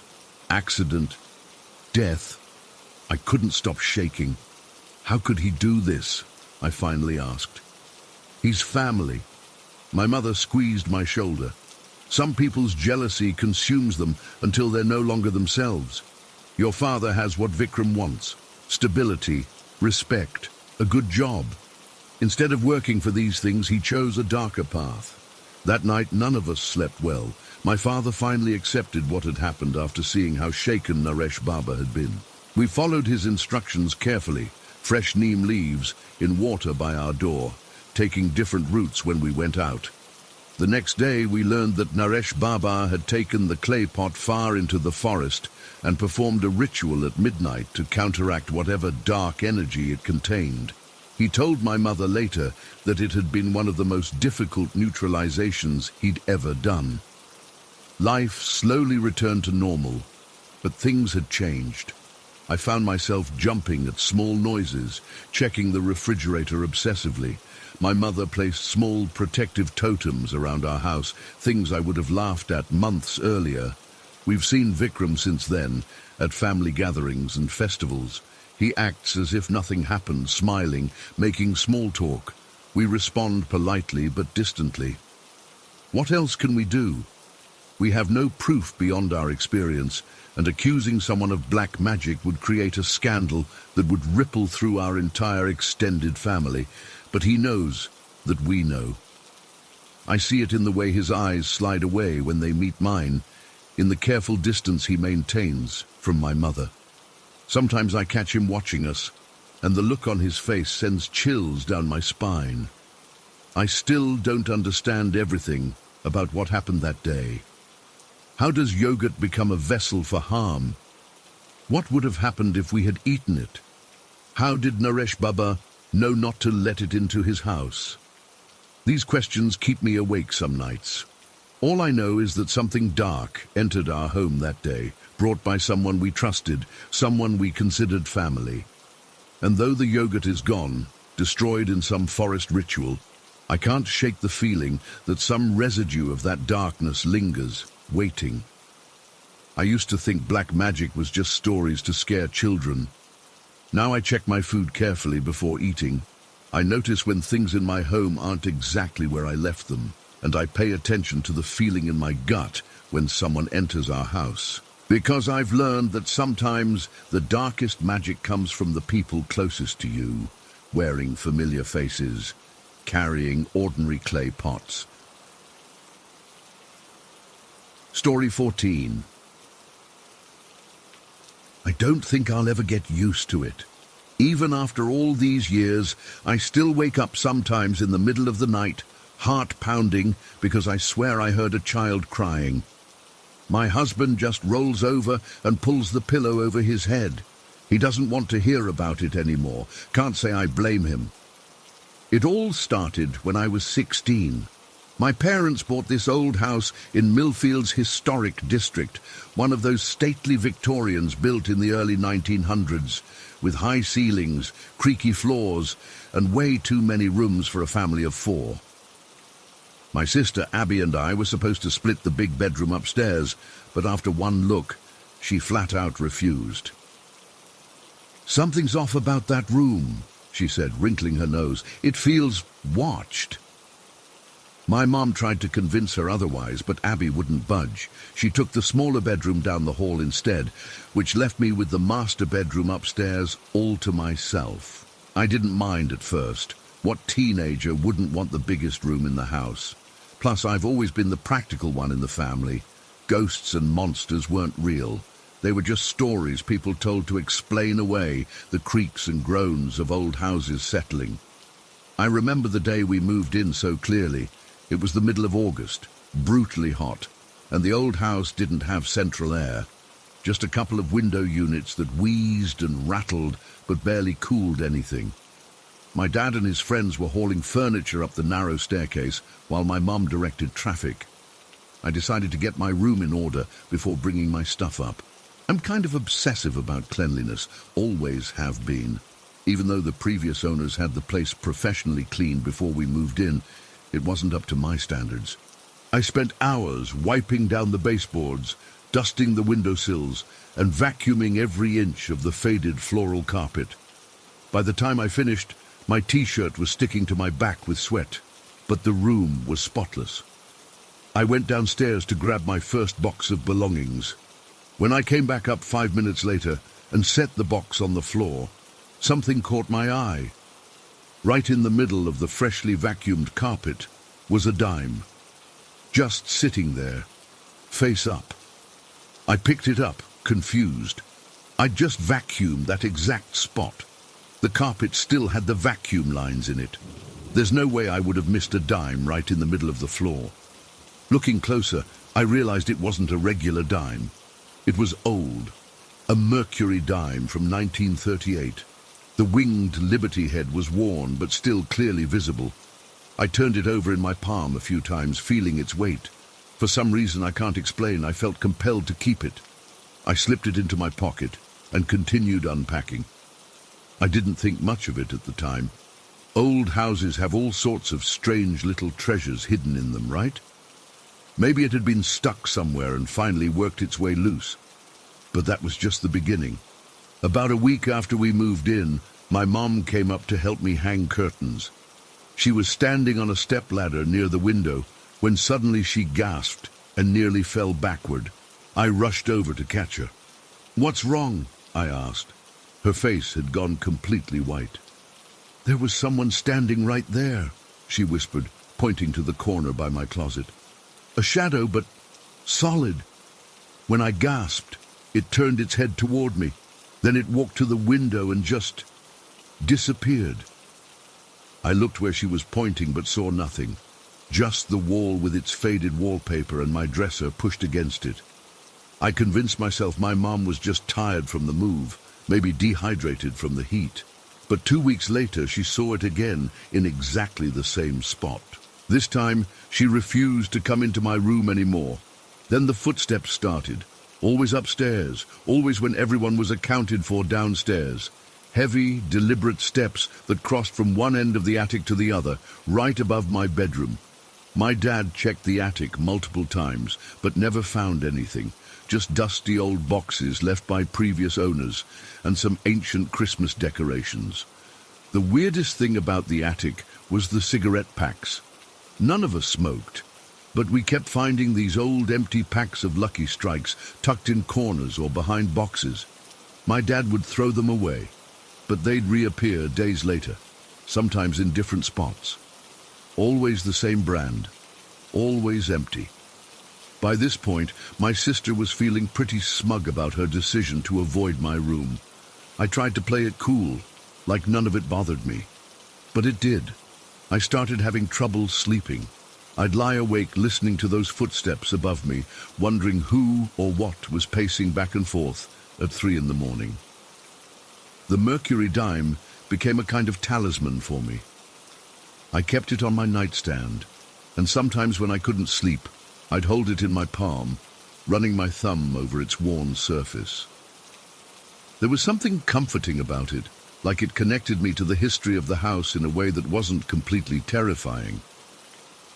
About 3 months after we moved in, I decided to try something. I had this Zen media player, basically an MP3 player before iPods were everywhere. I wiped all the files off it and set it to record in my room one night when I was downstairs doing homework. The house was completely quiet. My parents were out and Abby was at a friend's house. When I played back the recording later that night, I almost dropped the player. Through the static, clear as day, was a child's voice asking, "What was this?" The voice sounded young, maybe 5 or 6, and distinctly female. There was something about the way she emphasized this, like she was pointing at something specific. I played it for my parents when they got home. My dad tried to explain it away as interference from a baby monitor or radio, but the look on his face told me he didn't believe his own explanation. My mum just stared at the player like it might bite her. After that night, the activity ramped up. The footsteps became more frequent. Objects in my room would move. Nothing dramatic, just shifted a few inches from where I'd left them. My alarm clock would go off at random times during the night. And sometimes I'd wake up to find my closet door open, even though I always made sure to close it before bed. I started researching the history of our house, hoping to find some explanation. The local library had records going back to when the house was built in 1904. It was originally owned by the Henderson family, a banker, his wife, and their 3 children. Nothing tragic stood out in their history. They lived there for nearly 20 years before selling it to another family. As I dug deeper, though, I found something interesting. In 1938, the same year as my Mercury dime, a young girl named Emily Wilson had died in the house. She was the daughter of the 3rd family to own the place. According to the newspaper article I found, she'd fallen down the main staircase and broken her neck. She was 6 years old. The article mentioned that Emily's mother was devastated by the loss and claimed to hear her daughter's footsteps upstairs for months after the accident. The family moved out less than a year later. I didn't tell my parents what I'd found. I knew it would only make my mom more anxious, and my dad would try to rationalize it away. Instead, I kept it to myself, wondering if Emily was the one walking in my attic, the one who had left the dime, the one whose voice I'd captured on my recording. We lived in that house for 2 more years before my dad got transferred to another state for work. By then, we'd all gotten used to the strange occurrences. They were just part of living in our house. The footsteps, the displaced objects, the occasional shadowy figure that would appear and disappear in the blink of an eye. I even started to feel protective of Emily, if that's who it was. She seemed lonely, more than malevolent. When we moved out, I took the Mercury dime with me. I couldn't explain why, but it felt wrong to leave it behind. I had it made into a simple necklace that I wore most days, tucked under my shirt where no one could see it. Life moved on.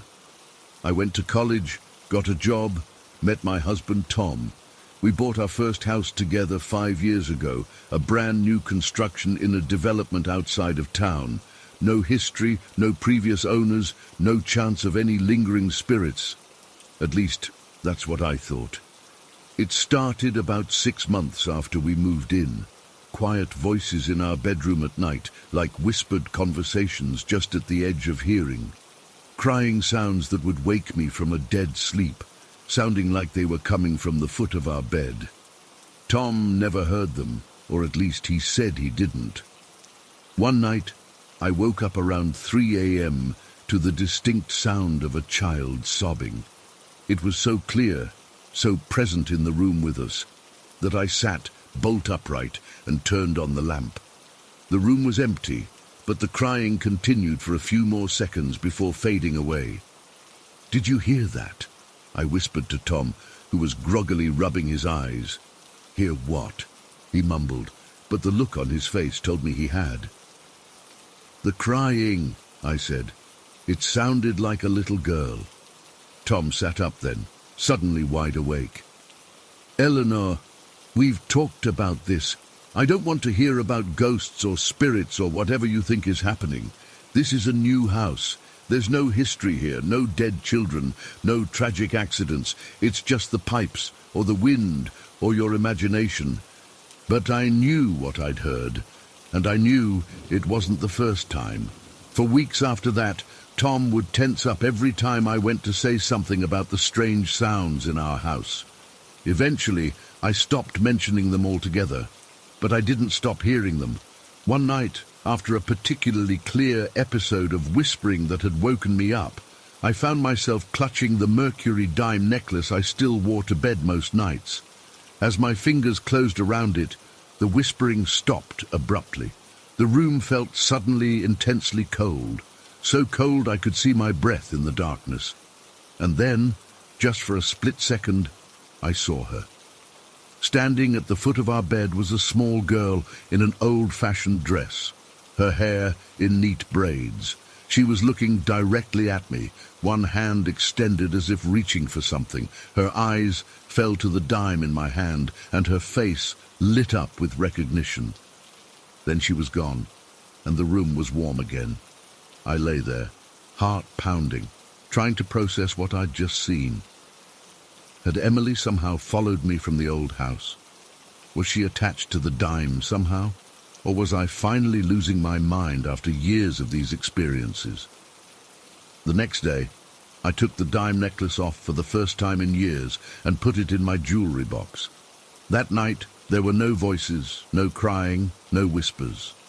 The house was completely silent. I slept through the night without interruption. This continued for about a week. No necklace, no activity. I started to think maybe it had been in my head all along, that wearing the dime had been some kind of psychological trigger my brain had constructed. Then I found it. I woke up one morning to find the mercury dime sitting on my nightstand, removed from its necklace setting, face up just like I'd found it that first day in my childhood bedroom. I know for a fact it had been in my jewelry box the night before, still attached to its chain. Tom saw it too. He couldn't explain it either. That was the first time I saw real fear in his eyes. "Get rid of it," he said. "Throw it away, bury it, whatever. Just get it out of our house." I should have listened to him, but something stopped me. The same inexplicable feeling that had made me keep the dime in the first place. I put it back in my jewelry box and locked it this time. That night was the worst. The crying was so loud it woke both of us. The temperature in our bedroom dropped so drastically that frost actually formed on the inside of our windows. And the whispering, it wasn't indistinct anymore.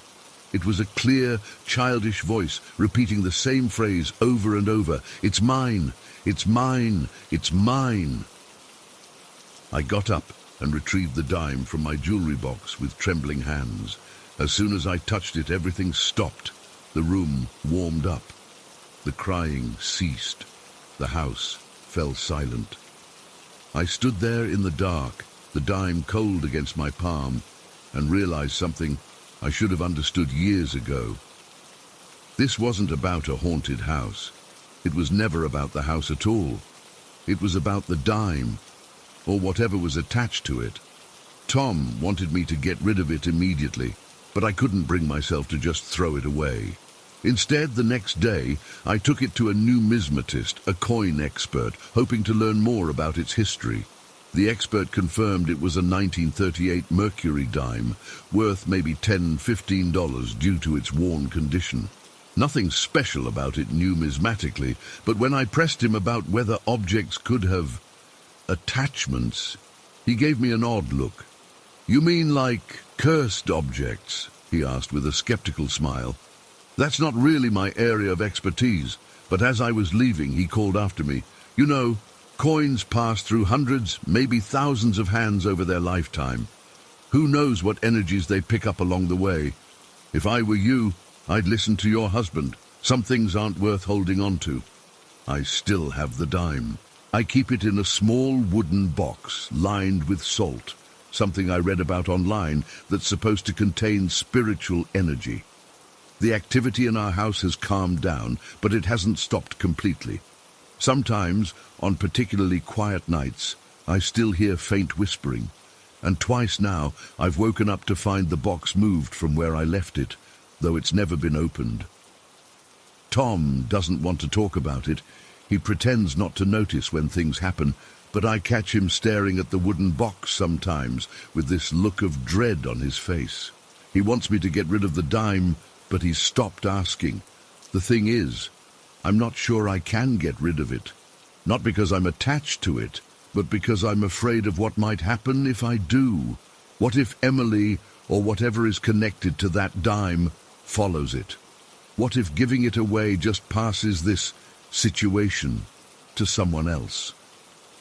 Last week, I woke up in the middle of the night to find a small indentation on the edge of our bed, like someone small was sitting there.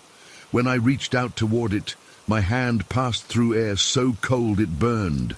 I heard a giggle, soft but distinct, and then nothing. I don't know what to do anymore. I don't know if Emily just wants her dime back or if there's something else she needs. I don't know why she followed me from that old house to this new one, or why she seems content just to make her presence known without doing anything more malicious. All I know is that something connected us that day I found the dime, and I don't think that connection is going to break anytime soon. Sometimes I wonder if she was lonely, if finding someone who acknowledged her instead of running away was all she really wanted. But then I remember the whispers, the crying, the desperate repetition of, "It's mine," and I'm not so sure. Maybe there are some connections that shouldn't be made. Maybe some things are better left undisturbed. The wooden box is sitting on my dresser as I write this. I swear it wasn't there when I started. I swear I left it locked in my bedside drawer. But here it is, and I don't have the courage to open it and see if the dime is still inside. Story 15. My grandparents had assigned me the bedroom on the 3rd floor. They thought I'd like having my own space away from the adults, but honestly, being up there alone creeped me out. The stairs to the 3rd floor were narrow and steep, and they creaked no matter how carefully you walked on them. My bedroom had these old, flowery wallpaper that was peeling in the corners, and those antique wooden floors that groaned with every step. The worst part was at night. I swear I could hear footsteps in the hallway outside my door when everyone else was asleep. We'd been there for about 5 days when it happened. It was a Saturday, and my grandparents were hosting this big family barbecue. All my aunts, uncles, and cousins were there, probably about 20 people total. The adults were drinking beer and grilling burgers in the backyard, while us kids played tag around the property. My dog Max was there too. He was a golden retriever, about 4 years old then, and he was the sweetest dog you could imagine, always wagging his tail, following me everywhere.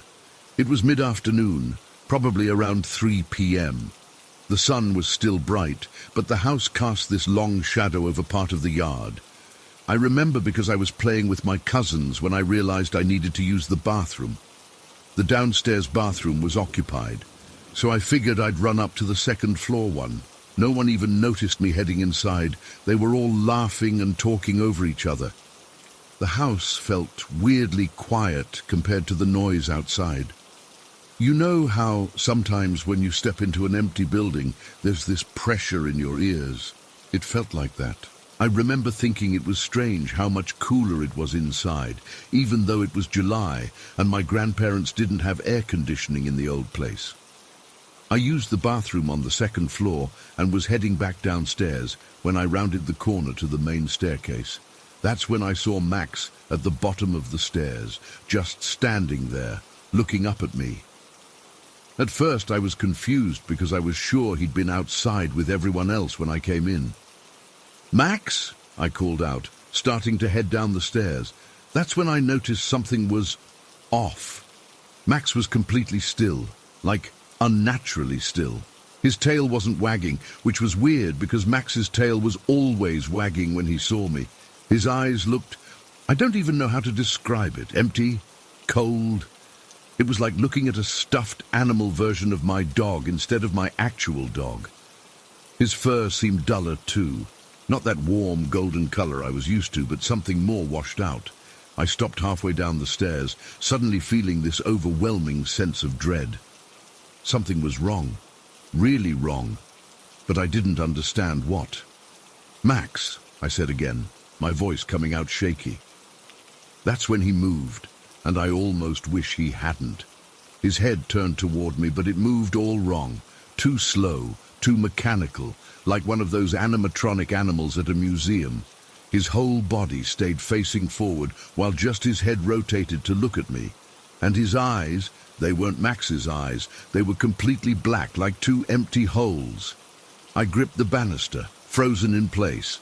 I couldn't scream, I couldn't move. I just stood there watching as this thing that looked like Max, but definitely wasn't, Max stared up at me. And then it got worse. After staring at me for what felt like forever, but was probably only a few seconds, Max turned away.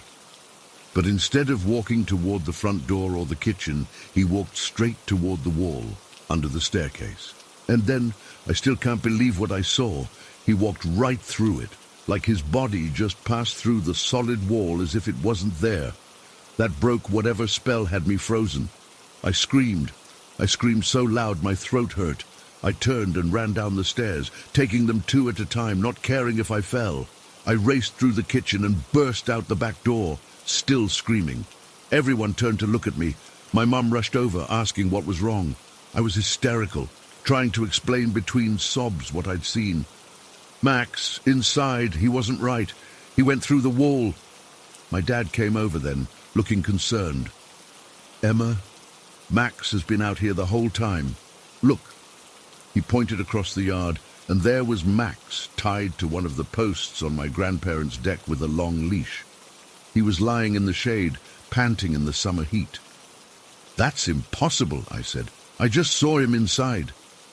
"No, honey," my dad said gently. "He's been out here the whole time.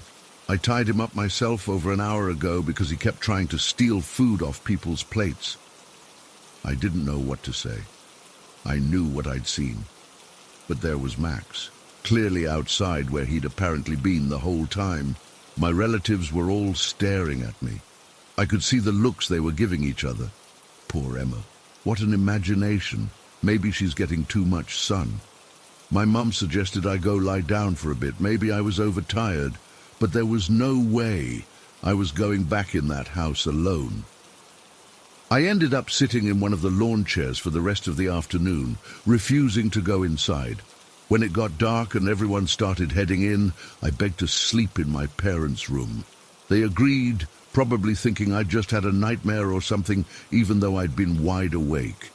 For the rest of that vacation, I refused to be alone in that house. I made someone come with me any time I needed to go inside, even to use the bathroom. My parents thought I was being dramatic, but they didn't understand. They hadn't seen what I'd seen.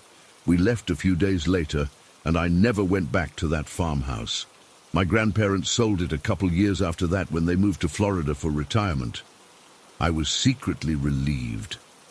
For years, I tried to convince myself it had been my imagination. Maybe I'd fallen asleep for a moment and dreamed the whole thing. Maybe it was a trick of the light, or my mind playing games with me. But deep down, I knew what I'd seen was real.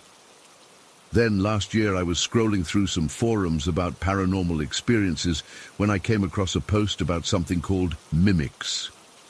According to the post, mimics are entities that can take the form of someone or something you know and trust, often a family member or a pet. They're supposed to be these ancient creatures that feed on fear or negative energy. The post said they often appear in old houses or places with a lot of history. Reading that post sent chills down my spine because it described exactly what I'd experienced. The unnatural movements, the wrong eyes, the feeling of wrongness about the whole thing.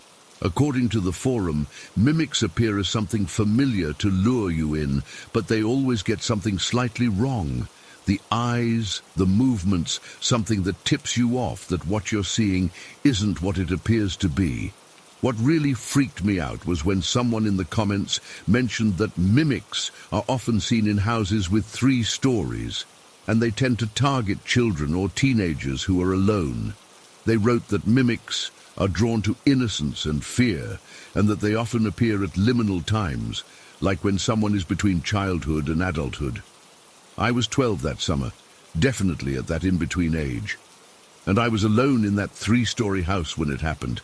The thing is, I don't think it was trying to lure me. If anything, it seemed like it was trying to scare me, or maybe warn me. I've thought about this a lot, and I still don't understand why it appeared to me that day or what it wanted. My dog Max passed away 2 years ago. The real Max, I mean. He lived to be 14, a good long life for a golden. Sometimes I wonder if what I saw that day was somehow connected to him, or if it was just using his form because it knew I trusted him. I've never told anyone this next part, but the night after I saw the mimic, I had this vivid dream where I was walking through my grandparents' house, but all the rooms were empty, no furniture, no people, just empty rooms. And in every room, I could see that thing, that not Max, standing in the corner watching me. In the dream, I somehow knew it had always been there, in that house, watching everyone who lived there. When I woke up, there was this weird smell in the room, like wet dog fur and something else I couldn't identify, something rotten. I'm 22 now, in college studying psychology, and I still think about what happened that day. I've researched mimics and other paranormal phenomena, trying to make sense of my experience. Some theories suggest these entities have been around for centuries, taking different forms in different cultures. Skinwalkers in Native American lore, doppelgangers in European traditions. The rational part of my brain says there has to be a logical explanation. Maybe I was dealing with some early onset sleep paralysis or a hallucination brought on by stress. But the part of me that was there that day, that saw what I saw, knows there was something in that house. Something that wasn't human. Something that could look like my dog, but wasn't my dog. Sometimes I wonder if anyone else ever saw it. Did my grandparents experience strange things in that house that they never talked about? Did the new owners? I've been tempted to track them down and ask, but I'm afraid of what I might learn. The hardest part is that no one believed me then, and no one would believe me now. I've never told this story to anyone other than writing it here, because I know how it sounds. But I know what I saw, and I know that whatever it wasn't just my imagination. I still can't sleep in the dark. I still check behind doors before I enter rooms. And I still can't look at old houses without wondering what might be inside, watching and waiting. But most of all, I still wonder, why me? Why that day? And what would have happened if I had gone down those stairs and followed it? I guess some questions don't have answers, but I know one thing for sure. There are things in this world that we don't understand. Things that exist in the corners of our reality, just out of sight. And sometimes they show themselves when we least expect it. That day changed me. I'm more cautious now, more aware of the world around me. I pay attention to that feeling in my gut when something doesn't seem right. Because sometimes that feeling is trying to warn you about something your conscious mind can't comprehend. I don't know what that thing was that looked like Max that day. I don't know if it meant me harm or if it was trying to communicate something. All I know is that it was real, it happened, and 10 years later, I still can't explain it.